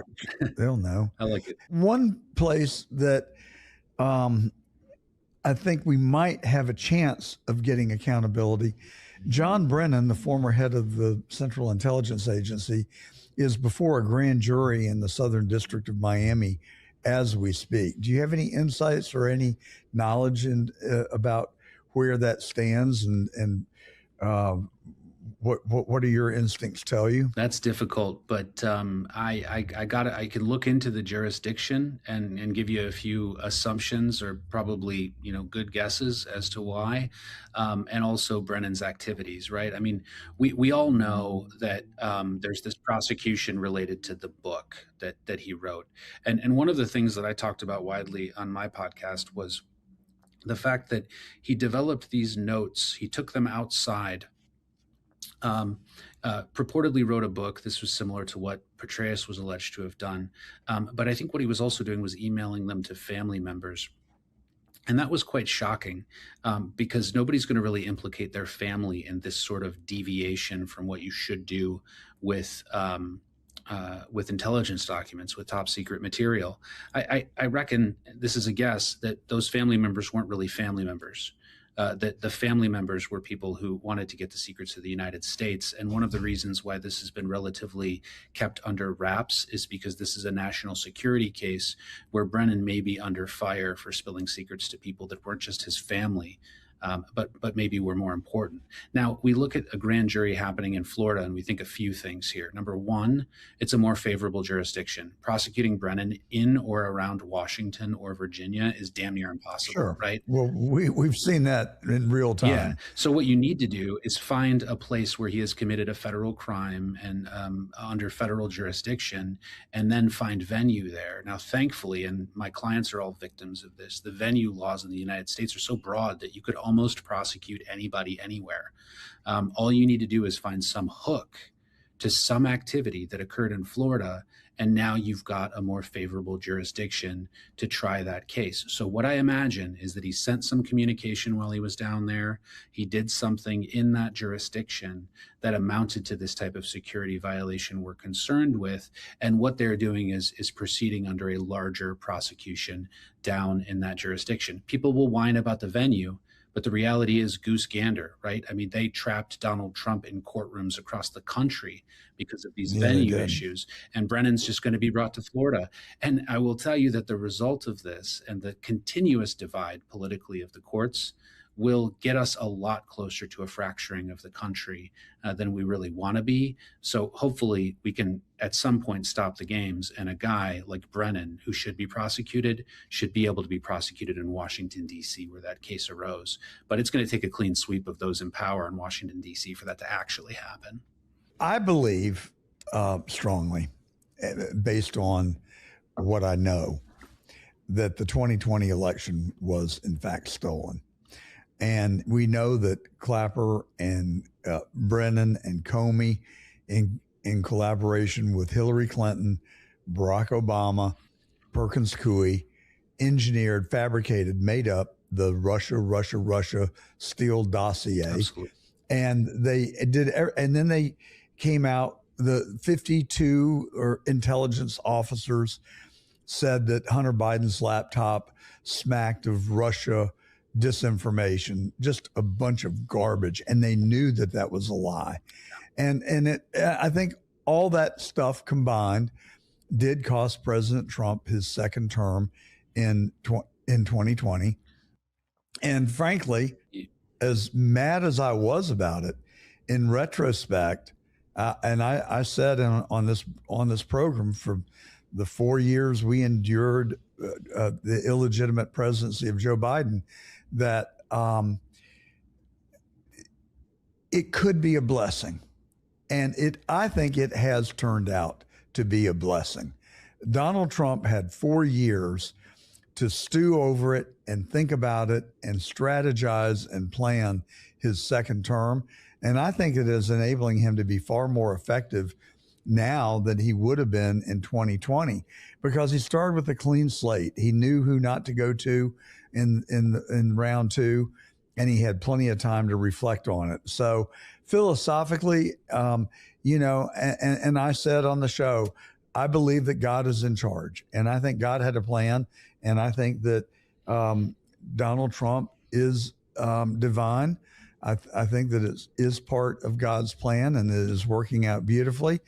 And I also think that Donald Trump is still mad about 2020. Mm-hmm. And I think he's really upset about having almost been killed in Butler, Pennsylvania, which to me has fingerprints of intelligence written all over it. They did everything they could to stop him, literally everything they could, and they failed. Yeah. And now I think it's their turn in the barrel. Now, as a member of the media, do I have any opportunity to go down to Miami and peek behind the curtain to talk to members of the grand jury? There's a wall of silence, I know. Yep. Is there anything that boots on shoe leather on the ground in Miami could produce at this point? No, unfortunately. Because if you tell me there is, I'll be there tomorrow. Yeah, and I'll be your correspondent. I'm happy to go down there and film from the courthouse. But unfortunately, you're not going to be able to see that. Grand jury members are sworn to secrecy. They take an oath. They're not allowed to talk about what happens there. The prosecutors aren't. Everything that is filed is under seal. The only way that you can glean information from a grand jury is finding out who was subpoenaed. Because when a subpoena is issued, that doesn't necessarily have to be kept under wraps, and sometimes that becomes public knowledge. I want to take a second to go back to your comments, though, on 2020 and Trump. And one of the most amazing things that we see here is that a guy like Trump is able to turn this country around, given the tools that he has available to him right now, principally because he was able to get a lot of popular support because the Democrats did what they did. So he's very much fueled by those activities, right? And the reality is that power corrupts. And you had Joe Biden come into power, you had Barack Obama come into power, and ultimately it corrupted them, and they wanted to stay in power. So what did they do? They engaged in a bunch of nefarious tactics. But with respect to the election, I haven't put this episode out yet, but it's something that I've been researching, and I give you some of it right now. I was in Detroit during that election. COVID is happening. I'm locked down literally in the city of Detroit. My polling location was in Detroit. I walked in. I'm the kind of guy who likes to walk into the polls and actually physically vote, which I hope we can get back to at some point in this country. And I cast my ballot. Well, the place was empty. Absolutely empty, right? Nobody was there. I talked to the lady who was there at the polling location. She says it's been the slowest election she's ever seen. She'd been doing election for 34 years, right? I jump on the news coverage. Slow day. They're outside the courthouse. They're outside the polling locations. Nothing's really happening. But then I start to see the vote tallies come in, right? And then, of course, the TCF Center, they close down the place and put boards over the walls, and then they kick out the Republican inspectors. And then you start seeing these machines carted in. Now, I'm not a conspiracy theorist. They did that in Michigan, you're saying? In Detroit, Michigan. Yeah, absolutely. And then you start. Wow, same thing they did in Georgia. I did not know that. Yep. They claimed there was a water main break in the State Farm Arena, and it turned out to be nothing but a lie. There had been a toilet that leaked at 6 o'clock that morning that had long since been stopped. Yeah. But they used that as the reason to kick out all the observers in the media. That's exactly. I did not know that the same thing happened in Detroit. Oh, yeah, it's common. Amazing. And of course, you had a search warrant executed down there in Georgia, and they're getting to the bottom of some of this failure to keep records because they're investigating it. And they're also going to start looking into Detroit, too. And the statute of limitations hasn't run. This is a conspiracy that's gone on for quite a while. But then I look at the news at night and I start to see the vote tallies. And then if you look at the excess vote numbers for the number of people that voted during COVID-19, it is absolutely insane and statistically impossible for these votes to have come out this way. More ballots were cast than voters existed. That's just the tip of the iceberg. I mean, we've got 4 solid citizens who were poll workers, some of them, a couple of them volunteers, a couple of them actually employed as poll workers, who independently testified that they saw a pallet full of pristine absentee ballots all scored for Biden, waiting to be tabulated in the State Farm Arena. I mean, it just goes on and on and on. 3,800 duplicate ballots on the Secretary of State's own website. We could see the people operating the tabulators. They didn't know they were on camera. It turned out that the guy who installed the security system in the State Farm Arena said, I think I'll just go look at the video from the security cameras. And lo and behold, there they are on camera taking the same stack of 100 ballots and putting them back through the tabulator. One lady did it 32 times. That's 3,200 votes. And those are the ones that probably we can't necessarily detect. The 3,800 that are visible. The lawyer that I supported in that case had 20 interns go through all the ballot images on the SOS's website, and they were able to identify 3,800 that anybody with 2 eyes, a brain, and a conscience would say that's the same ballot. Yeah. Perfectly filled out. And so we haven't even identified the ones that lack some unique stray mark that would identify it as being the same ballot. Yeah. So the amount of fraud was consequential, and it's really inestimable. Yeah. We estimated originally that there were 40,000 illegal votes in Fulton County. We have subsequently learned that there were 170 ballot tapes that were not signed and certified according to state law, yet Brad Raffensperger took those ballot tapes and certified them as part of certifying the election, representing 320,000 ballots that were illegally counted or certified. So I just don't know who was capable of pulling that off and covering it up. It to me, the only answer intellectually I can come up with is the intelligence community of our country. And I do think it was a coup, and I do think it was orchestrated, and I do think it's been covered up. And you just look at the way that they've covered it up, giving Ruby Freeman and Shay Moss a $40 million judgment in a defamation case against Rudy Giuliani. I mean, I don't know how the jury could conclude that those damages were applicable or fair, given the fact that they probably are making, a very low income. And I don't know that income has been disrupted. I think they still are working. I don't have personal knowledge one way or the other, but I mean, it's just crazy. And what it was, and the Dominion lawsuit against Fox for $1 billion. Mm-hmm. I mean, it's not based on substance. It's based on chilling free speech and getting to the bottom of what happened. Oh, absolutely. And I think you'd have to be, pretty dumb not to see that. So I do hope that Trump will get to the bottom of it. And I am hopeful that the grand jury is working in Miami and that they will come up with solid evidence of to unmask John Brennan, Clapper, Comey, and the rest of the thugs that have worked really hard to undermine our democracy. Yeah, the most telling thing for me in the Fulton County search warrant was the appearance of Tulsi Gabbard, right? Tulsi Gabbard, obviously, Me too. Formerly a Democrat, and she's running the DNI investigation. And when you look into her role, and I did an episode about this as well in a little bit more detail, but when you look into her role in this investigation, what she's doing is investigating from an intelligence standpoint. She has no criminal investigative authority, but matters of national interest are able to be investigated. She won't have any power to investigate people domestically, but she does have the ability to investigate foreign intrusions into our election that go into domestic issues. And so what does that tell you? Well, we start to see Minnesota popping off, and we saw a lot of money. I can't remember this guy's name, but that Chinese financier who's really blowing up social media with the Hamas protests and all that. He's dumping money into Minnesota. He was already doing the same thing into Fulton County. And we start to see that there may be some international connections and foreign influence that's involved here. Now, does that mean that the Obama and Biden administration were compromised by Chinese influences? I don't know that I would go that far, but the presence of Tulsi Gabbard. Well, you surely can draw that inference with Biden. He took $3 million from a Chinese company with direct ties to the CCP. Yeah, and then Gee, many Christmas. How much more do you need to know? Meanwhile, spy balloons are hovering over our most sensitive military bases in this country.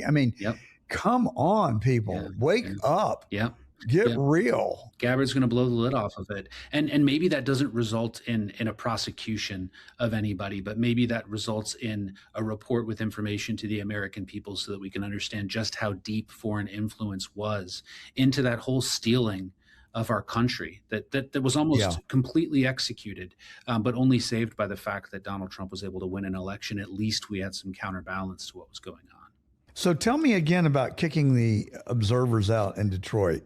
I want to get into the weeds on that one.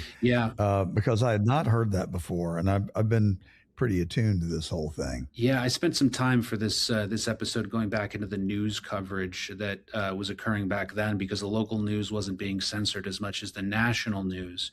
And I was actually down near the TCF Center that night, so I was able to see firsthand what was happening. This was when I was just a lawyer. Now I have a bit more of a media presence, so I can talk about it. But what you saw was a boarded up area that was supposed to be for observers, where they actually put boards up and paper up over the windows so that people couldn't see what was happening at night at the TCF Center. You also saw a number of Republican observers, conservative observers, that were removed from the place under this idea that they were somehow disruptive, right? And then in addition, somebody was able to get a hold of, and there's a court case about this, was able to get a hold of an election, one of those ballot counting machines.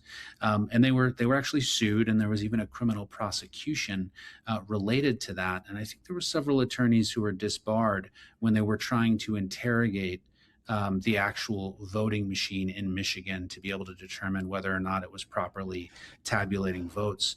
But when push comes to shove, what you had in Detroit, this goes back to Acorn during the Obama administration, right? A rush to sign people up to vote, then to change the law to allow mail-in ballots. And when that didn't work, COVID came to the rescue, right? So then you could create an emergency exception. And we started to see emergency exceptions all over the land, allowing mail-in ballots. And then, and this happened in Georgia, Fulton County as well, everybody who'd signed up to vote, everybody who'd registered, regardless of whether or not their registration was 5 years old or what, was sent a ballot in some cases. And I had my wife and I got them. We got absentee ballots. I didn't ask for an absentee ballot. It showed up in our mailbox. That just shows you. validates your point. When my episode aired, there were people reporting back to me that they received 4 or 5 ballots from prior registrations at old addresses. Absolutely crazy. Well, and you had so much anecdotal information of people showing up to the polls to vote and being told, no, sorry, you've already voted. And they said, no, I haven't voted. And they said, yeah, you did by absentee ballot. So the evidence abounded. And what you're describing about the person that was sued for tampering with the tabulator is identical to what happened in Coffee County, Georgia, when the the elections official took a copy of the hard drive from one of the Dominion machines and copied it. I think that's what transpired. And so Brad Raffensperger sends people in uniform down there with handcuffs and guns and threatened to arrest her for having done that. And then Tina Peters is it Colorado that has been put in jail? That's right. Because of her work in trying to get to the bottom of what happened. I mean, that's why I say that when Biden, the illegitimate 46th president of the United States for those 4 years, I really do believe that we were on the verge of losing our country.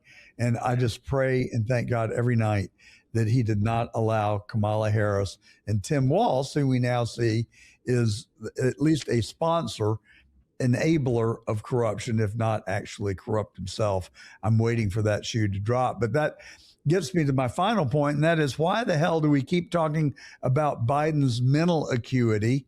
I mean, okay, it's real. That's a legitimate point of interest. But why are we not talking about the millions upon millions of dollars that he took under the table? Hunter Biden, $3 million from the mayor of Moscow, a Porsche and diamonds from a Russian oligarch, $3 million from the company that we referenced in China. I mean, where is the damn accountability?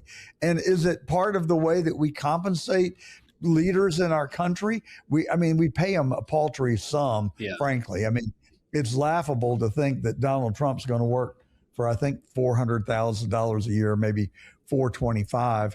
But I just wonder if, and Trump, who I love, he's cashing in on the presidency too. Don't kid yourself. Hell, you can go online right now and buy a Trump watch. I mean, he should hire Mike Lindell to do the advertising for the Trump watch, because Lindell's a much better advertiser than Trump is for his watch. I mean, I love Trump's policies, but some of the things that he does, I'm just like, dude, seriously, can you just self-regulate a little bit? And going on infomercials pushing the Trump watch, to me, denigrates the office of the presidency of the United States. I mean, please. But he doesn't need the money. Okay, but it doesn't stop him from doing it. And it bothers me, in case you couldn't tell. There's nothing wrong with making a little bit of money because you have public office, right? That's been allowed forever. But where the problem comes into play is when you use your influence to benefit somebody illegally in order to make that money, right? And if you take it under the table, the Trump watch being advertised publicly, Trump Force Ones, it's notorious. It's out in the open. Trump hotels, Trump Force Ones, all of that stuff, it's out in the open. It's no secret. But when you cut a deal, I totally agree with you. I'm making a legal argument for Biden, and I'm making what do you call it? A decorum argument with respect to Trump. Once upon a time, I was a Marine Corps prosecutor, and one of my jobs was to write ethics opinions about whether or not people could take money, because then you've got the prosecutor saying you can or you cannot. I had 4-star generals coming to me asking an opinion as to whether or not some defense contractor might be able to buy donuts for a meeting in the morning, right? And I had to write a lengthy opinion to a 4-star general about that. Where is that in government, right? Where is that actually happening with people like Joe Biden? If there's any deal between his son and Burisma, that's got to be disclosed, and it needs to be the subject of a legal opinion if there's ever going to be anything like that. And you got that one guy who came out and said that he was personally in the room when Hunter Biden said 10% for the big guy. Yep. And there wasn't any confusion about who the big guy was. Yeah. Well, keep doing what you're doing. I very much appreciate your efforts on behalf of our nation. And, that is the one thing that has changed. I've been a big conspiracy buff on the Kennedy assassination, not because I relish conspiracies, I relish the truth. And so I've followed it, I've read, I've studied. And today, I think that the majority of people realize that our own government killed President Kennedy. But it took us 65 years to get there. Today, thanks to the internet and people like you and me and Tucker and Megyn and Candace and all the others, information is flowing so much faster, and we have so much more access to real-time, valid information. And I think that might be the silver bullet to getting our country back on track. But the American people have got to stand up and stop and say, stop, no more, not on our watch. Right. That's the next thing that's the next phase that we need to enter. That's absolutely right. I agree with you 100%. Don't know much about the Kennedy assassination, but what I will tell you is, conspiracy theory or not, what we all need to be interested in is the truth and testing the truth, right, as much as possible. If you would like a graduate course look into the Kennedy assassination, I would love to come onto your podcast and have that conversation. I was home from school with the flu when he was killed. I watched the events unfold on our black and white television in our family room in my house in Macon, Georgia, for 4 days. And I developed a very unhealthy obsession with what happened. And I've never shook it. I've been to Dealey Plaza multiple times. I've retraced Kennedy steps, Oswald steps, visited where Jack Ruby's bar used to be. It's no longer there. And I've read every book and watched every video. And really, the unsung hero in all of this is really Oliver Stone. He laid it all out for us in the 70s, and he should get a Medal of Honor, because he did it when it was perilous. And why they allowed him to live, I don't know. But everything that he put forth in that movie, which he labeled as fiction, has turned out to be validated and true. So if you want to know about the Kennedy assassination, just go watch the Oliver Stone movie. I'll watch it, and I'd love to have you on at some point. We'll be ready to cover it. Thank you so much, Ron Chapman, of a federal defense lawyer, tries cases in federal court in Detroit. He's sitting in the courtroom right now in a little side office while he's waiting for the judge to call him back into court. It's been a pleasure, Ron. Thank you, and come back soon. Have a great rest of your weekend. Oh, thank you. You too.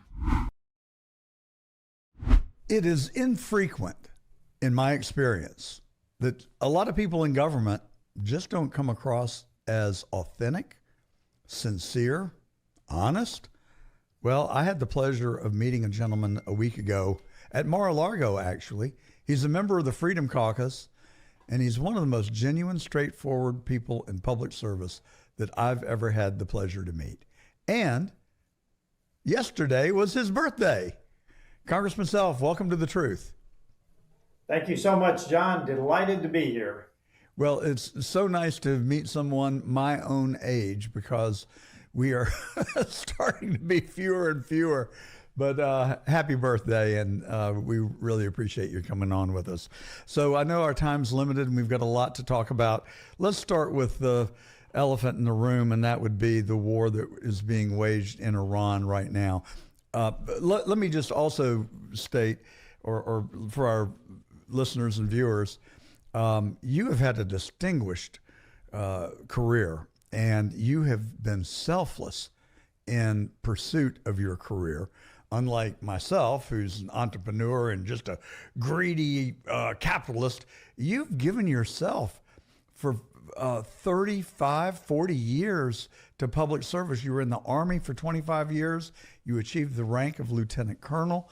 Where all did you serve? Were you in combat? Were you on the field? I had multiple deployments into combat zones, starting with Grenada back in 1983 when the 82nd invaded Grenada.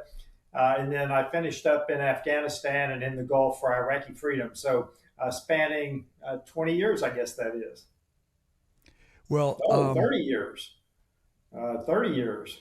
It gets to be a cliche and it seems to lose its impact, but I want you to know how serious I am about thanking you for your service. And you have put yourself in harm's way to protect our freedoms. And I'm not blowing smoke. I'm not trying to butter you up, but I just really appreciate it. And, you know, we had the pleasure of having dinner together a couple of weeks ago for the Freedom Caucus. And I have made a donation today in your honor. And I do that as recognition of your selflessness and your service to our country. So thank you.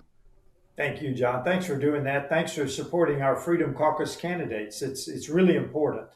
Well, I told the nice lady that invited me that I just finished building this house and I'm dirt poor and I don't have the money to go. And she said, well, come as our guest. And after the dinner, I walked up to her and I said, okay, it worked. I'm making a donation because you all are some of the most inspiring people for our audience. Tell us about the Freedom Caucus real quick. Well, the Freedom Caucus, we consider ourselves the conscience of the Republican conference because we want President Trump's America First agenda. The problem is the speaker, the leadership has to put a bill on the floor that can get 218 votes. But so our job is to move those bills in the America First direction. What can we do to improve them? What can we do to enact President Trump's America First agenda? What can we do better? That's what we want to do. Well, we need you. And when you say that you have to have the speaker put the bills on the House, I don't think you're being disparaging toward the speaker. I think you're just giving us a dose of reality that we live in a political system and we don't always get to have our way on every issue. Is that the inference that I understood correctly? Absolutely. Mike Johnson is doing a magnificent job in a very difficult, almost an impossible situation with such a narrow majority. So we are trying to help him move bills toward the America First agenda. That's what we see as our mission in Congress. Save the Republic. So yeah, very important. But no, I'm not just disparaging Mike Johnson at all. No, and I wasn't trying to put words in your mouth either. I was just clarifying it for our listeners. But before we get into it, you serve on the Veteran Affairs Committee. How do you like the secretary for Veteran Affairs, Doug Collins? Listen, Doug Collins is about the straightest shooter you're going to see. And he doesn't take any guff from anybody. He's done very good work paring down the VA, the Veterans Administration, and yet he's not dealing and he's not cutting frontline care providers. We need to be very careful with that. He is streamlining the organization, but he's not cutting frontline providers. Our veterans need to know that. He is trying to make the VA better for our veterans. Well, I can just tell you, I've known Doug Collins for a long time. I have such admiration for him. I consider him a friend. And when I ran for Attorney General in Georgia, he did not endorse me, but he was very helpful and he gave me real practical advice that was meaningful to me. And so I have I have a great admiration for Doug Collins, and glad to hear you report that. You also work on export controls, Sharia-free American Caucus. Boy, do I want to hear about that. And you do wear your religion not on your sleeve, but you're not reluctant to tell people that you are a Christian and you conduct yourself in Congress based on Christian values. And I certainly applaud that. Thank you. Yeah, the Sharia-free America Caucus is now at 59 members. Basically, less than 3 months, we have 59 members. It's phenomenal growth. We had Tommy Robinson from the UK tell us about what's happening in the UK. I think we had 12 members of the caucus there on a very, very busy day. So we're moving forward. We've got bills on the floor, more bills to introduce. So we're hoping to make an impact, to educate our colleagues, and certainly to educate the American people on the dangers of Sharia. Well, when you say Sharia, are you speaking about the Muslim faith and Sharia law that? I'm conflicted on. The fact of the matter is, I don't know. I do know some Muslims, and the ones that I know are very nice people, and I don't think that they want to kill me.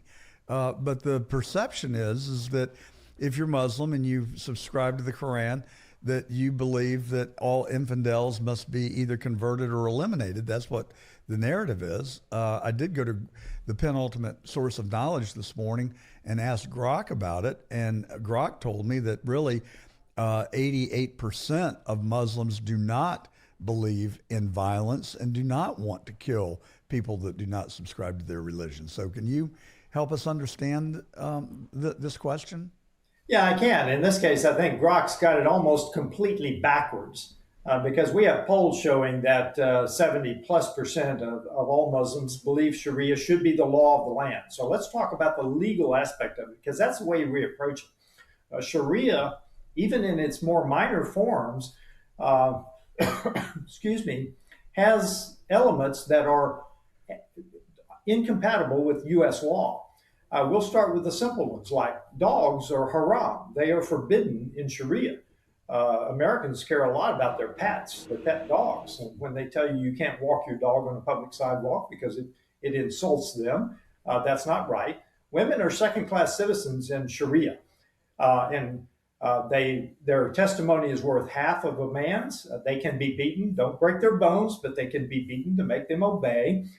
We don't believe in 6-year-old marriage, marrying your daughter off at 6 or 9 years old. And then you get to the more dramatic aspects of Sharia. If you don't convert to Islam, you can either pay a tax, the jizya, or you are subject to death, as you say. But those moderate Muslims, if they don't then abide by all of the elements of Sharia, when the jihadists, when the Islamists take over, they're under the same penalty of death. So the Quran is what governs Sharia, not what the moderate Muslims, the secular Muslims we'll call them, are doing in America. The Quran comes directly from Muhammad, and it is their law, and it is very draconian. So we approach this from the legal standpoint that Sharia is mainly, and here's the key point, Sharia is mainly a substitutionary, draconian, tyrannical legal system with a thin veneer of religion. But that's what Sharia is. Well, that's a scary proposition because, I just so naively subscribed to what Rodney King said 30 years ago. Can't we just all get along? How can you possibly live in a world with peace if a good percentage of it want to kill other people? Well, we've got 1,400 years of example of what Sharia, what Islam, mainstream Islam does when it comes into a country. Egypt was a Christian nation for 600 years. Lebanon was meant to be a Christian enclave in the Middle East as recently as several decades ago. So these are examples of where Sharia takes over. It intends to be the dominant political system. And frankly, they are called to make it that as they grow in power. So let's apply that now to the war that is being waged in Iran. Is that what this is about? No, this is about two things. First of all, it's the support for terrorism that Iran has done for 47 years once the Shia Islamic tyrannical government took over. And the secondly is their nuclear program. So those are the two elements. Now, the regime in Iran has basically three priorities. First of all is regime survival. Obviously, we're cutting into the regime leadership dramatically. Secondly was the protection of their nuclear program. And thirdly were their proxies around the world, Hamas, Hezbollah, amongst others, that carry out the terror attacks on behalf of the Iranian Ayatollahs and the government. So that's what this is about. Now, we've pretty much done a very good job taking care of the leadership. Look, John, in my 25 years, I worked in the Middle East. I was stationed in the Middle East, and I deployed multiple times to the Middle East. So this is near and dear to my heart because Iran has a 5,000-year-old civilization that is not Islamic. They would love to get back to it. That's what happened in 1979 when the Shia Islamic tyrannical regime took over. They now have had a 47-year reign of terrorism. They've been building their nuclear program. They have a lot of 60% uranium that we need to find and secure, because it's a very short period of time. It sounds like a lot, 60% to 90% weapons grade, but it's not. If they have the centrifuges left, it might be a very short period of time. Well, I lived through the Iranian hostage crisis, and I'm still bitter about it, frankly. I mean, they took 53, I believe was the number, of our diplomats in Tehran and kept them in captivity for over 2 years. It cost Jimmy Carter his reelection, which probably was not a terribly bad thing. But I do think that if you want to be critical about Ronald Reagan on anything, it might be that he neglected to do what President Trump is now doing, and that is holding Iran accountable for their terrorism and their aggression and mistreatment of their foes. Well, if you actually go back to it, Jimmy Carter actually encouraged the Ayatollah to take over because the Shah had fallen out of favor so far. Right. Yeah. Jimmy Carter actually encouraged that. Now, if you go to the Reagan Library, you'll figure out real quickly that his first 100 days were very busy. We talked about gas prices. We talked about firing ATF, on and on. So he had a very busy first 100 days. But you're right. I wish we had nipped that snake in the nest when it was a baby. We certainly had every reason to do it back then, and I think that it would have spared us of 50 years of continued terrorism. So just make no mistake that I do support what the country's policy is and what President Trump and many members of Congress have encouraged him to do, and the State Department, the Department of War. Still, you know, the name of this show is The Truth, and I don't look for Republican causes to support, and I don't look to condemn Democrats, but I do look to discern the truth. And so I think it's only right that we consider Joe Kent, not consider him, poor choice of words, but I want to understand why he would behave the way that he has. If we could, let's roll a clip first from him in 2024 and then him most recently. What do you think the immediate and then longer term effects of a war with Iran would be on the United States? Immediately, it would be very bloody. I have no doubt that we could probably defeat some of their air defense and go in there and have another shock and awe campaign. But again, like we saw how the shock and awe campaign in Iraq really didn't actually work in the long run. So I have no doubt that we'd have some immediate results that people would cheer about here in the United States. But Iran, Persia, has always been an empire. It's been around longer than any of the other players in the modern Middle East right now, and they are not going anywhere. If we get deeply involved and deeply entangled with Iran, we are playing right into China's hands, because China would like nothing more than for us to be committing our military industrial base to a war in Eastern Europe, in Ukraine, and then to be committing our conventional military power, our blood and our treasure, back in the Middle East. That will make the Pacific, our actual border, extremely vulnerable to Chinese aggression, or China will simply just watch us bleed out economically as we bleed out on the battlefield on these couple different theaters. It's absolute insanity. It's opening up Pandora's box. And again, for what gain to the American people? All right. And here is Joe Kent before Congress just, I believe, earlier this week or last week. Iran posed no imminent threat to our nation. How did you reach that conclusion? I think this is key. I mean, this would be more challenging to explain had the Secretary of State, the President, and the Speaker of the House not come out and said that we conducted this attack at this time because the Israelis were about to do so. So that takes away the argument that there was an imminent threat, as in Iran was planning to attack us immediately. That just simply did not exist. So that was not Congress, that was Tucker Carlson, my apologies. So where is he coming from? I mean, this guy is not a lunatic. I mean, he was generally pretty highly regarded. He was the director of counterterrorism, the Counterterrorism Center. So he has some credibility, but he resigned in protest over the war in Iran. Can you make heads or tails of it? No, not really, Joe Kent. Obviously, he's now been accused of leaking classified documents, but he does have a lot of credibility. I liked his first interview better because, frankly, if you look at what we've done now, we've cut off Venezuela oil from China. We've now, Strait of Hormuz, we don't get much oil through the Strait of Hormuz. China still does. So we've cut off a lot of the oil to China. And China's economy is not doing well now anyway. So his first interview, he laid out a very severe set of circumstances that is not going to happen.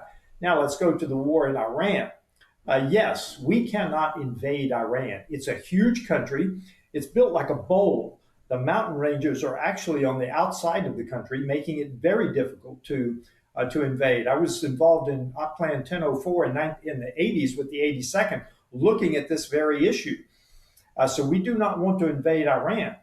So in my mind, the two things that we need to do now is we need to get the Strait of Hormuz open, and we need to get the oil flowing to the world's economy so that the world's economy does not go down.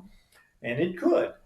If oil goes to $150 a barrel or so, it could. The second thing is I would love to find their 60% uranium and secure it. That's a very difficult proposition, though.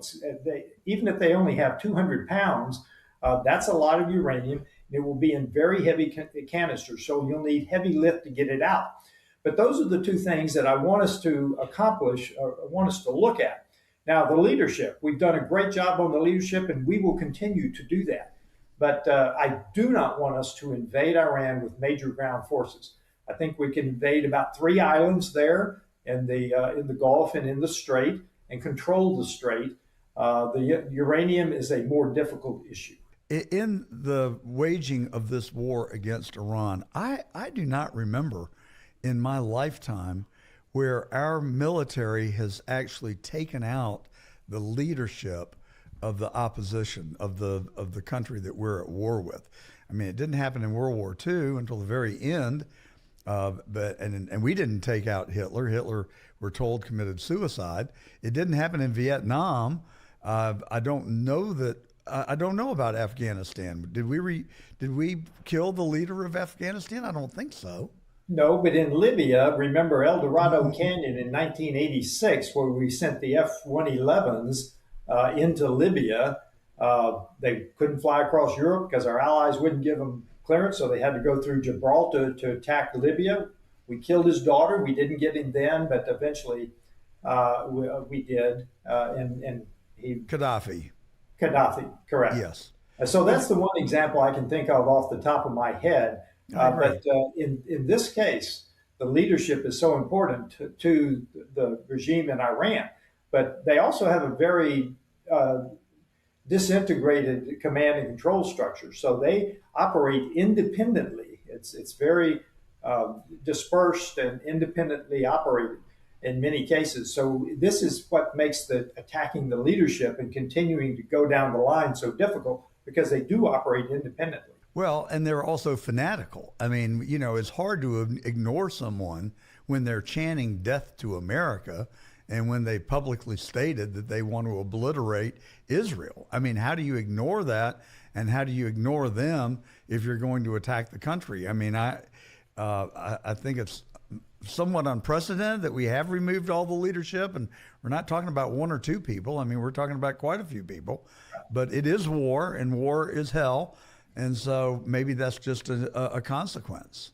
Well, and the next question we need to ask, John, is what is the end state? Do we have an end state? Do we have something that we are moving toward? Because I don't think the American people want another forever war of the 20 years in the Middle East.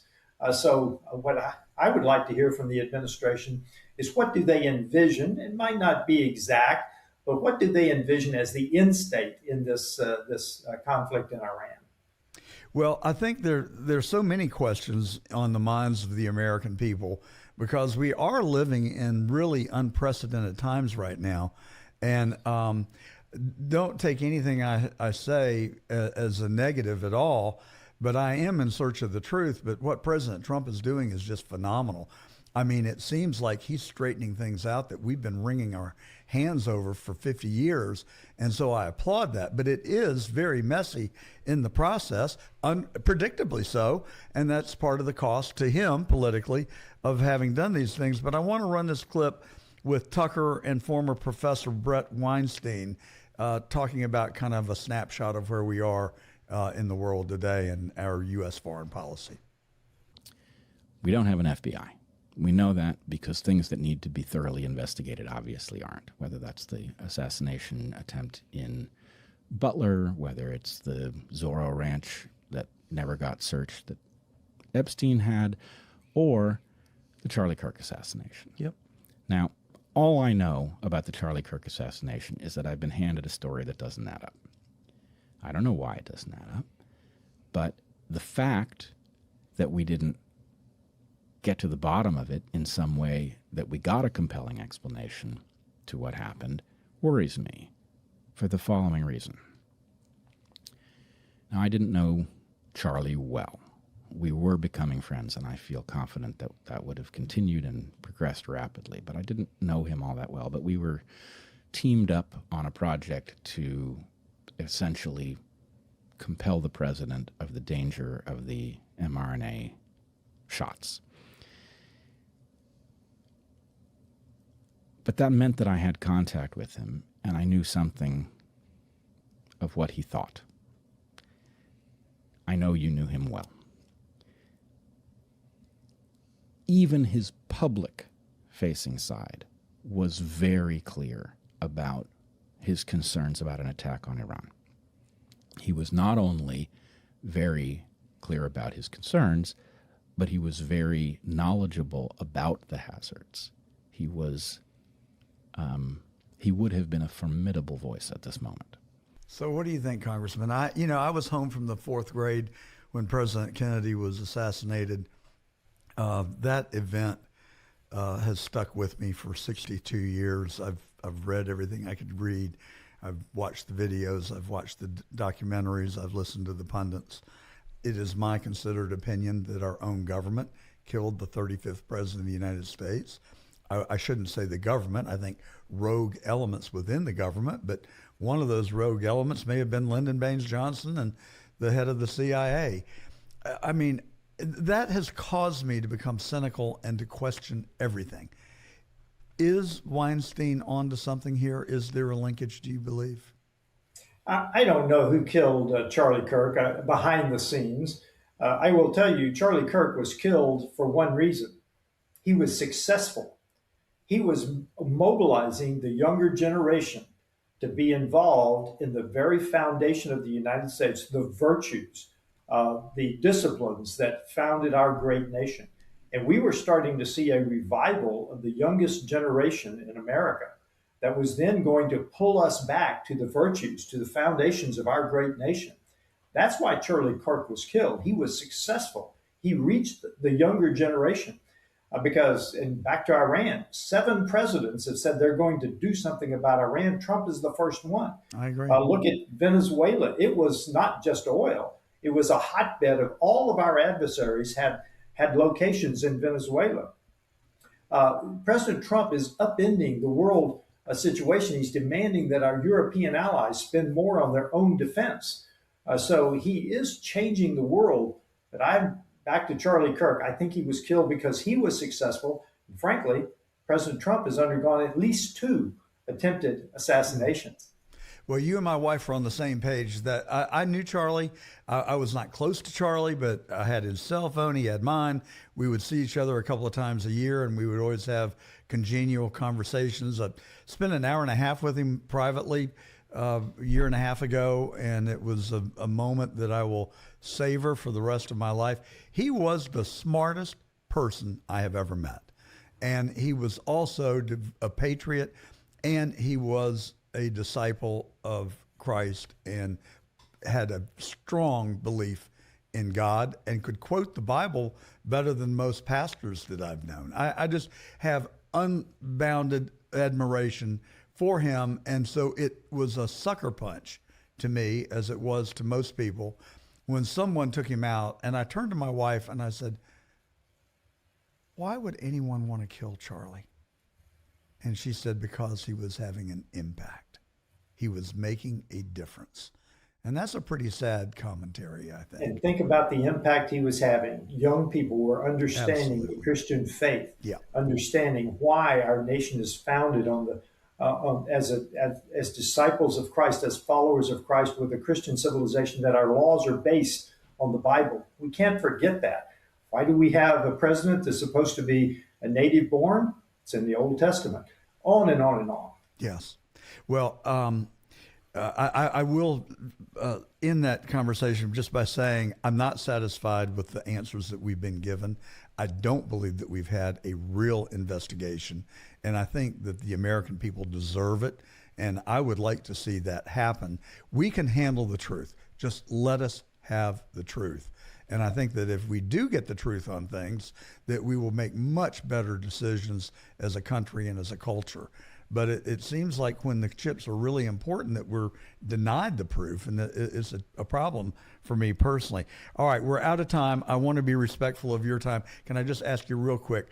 This is all this stuff is happening at a really bad time politically. You know, oil is $95 a barrel on Friday, and the stock market is down 10% since its high of 50,000, and the midterms are looming. Can the Republicans rebound, and can we win the midterms? Because I'll just tell you straight up, I think if Biden had stayed in the race and miraculously somehow won, which I think would have been a real long shot, or if Kamala Harris had won, we would have lost this country. I believe that 100%. And similarly, I am really concerned if one of these lunatic liberal leftists can get control of the United States Congress. It is really scary. How can you give us some optimism? Well, yes, the headwinds are always against the ruling party in the midterms, always. But President Trump has rescued us twice now, once from Hillary Clinton, once from Kamala. I guess we'll consider her the candidate. So he's saved this country twice.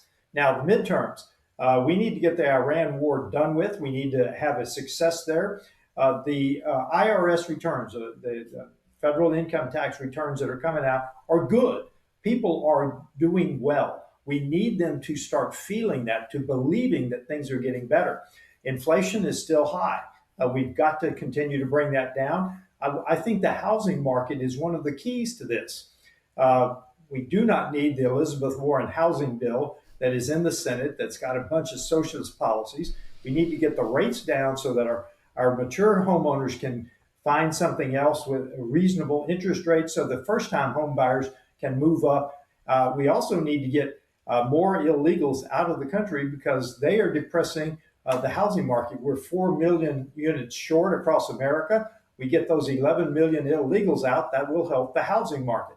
So the housing market, I think, is key. The income tax refunds are key, and getting inflation down closer to the mark is key. Those three things will help us in midterms. Colonel Self, Judge Self, Congressman Self, and husband and father. What a life well lived. You're my hero. Have a great rest of your weekend. Happy birthday. And thank you so much for coming on The Truth Today. Thank you, John. Thank you.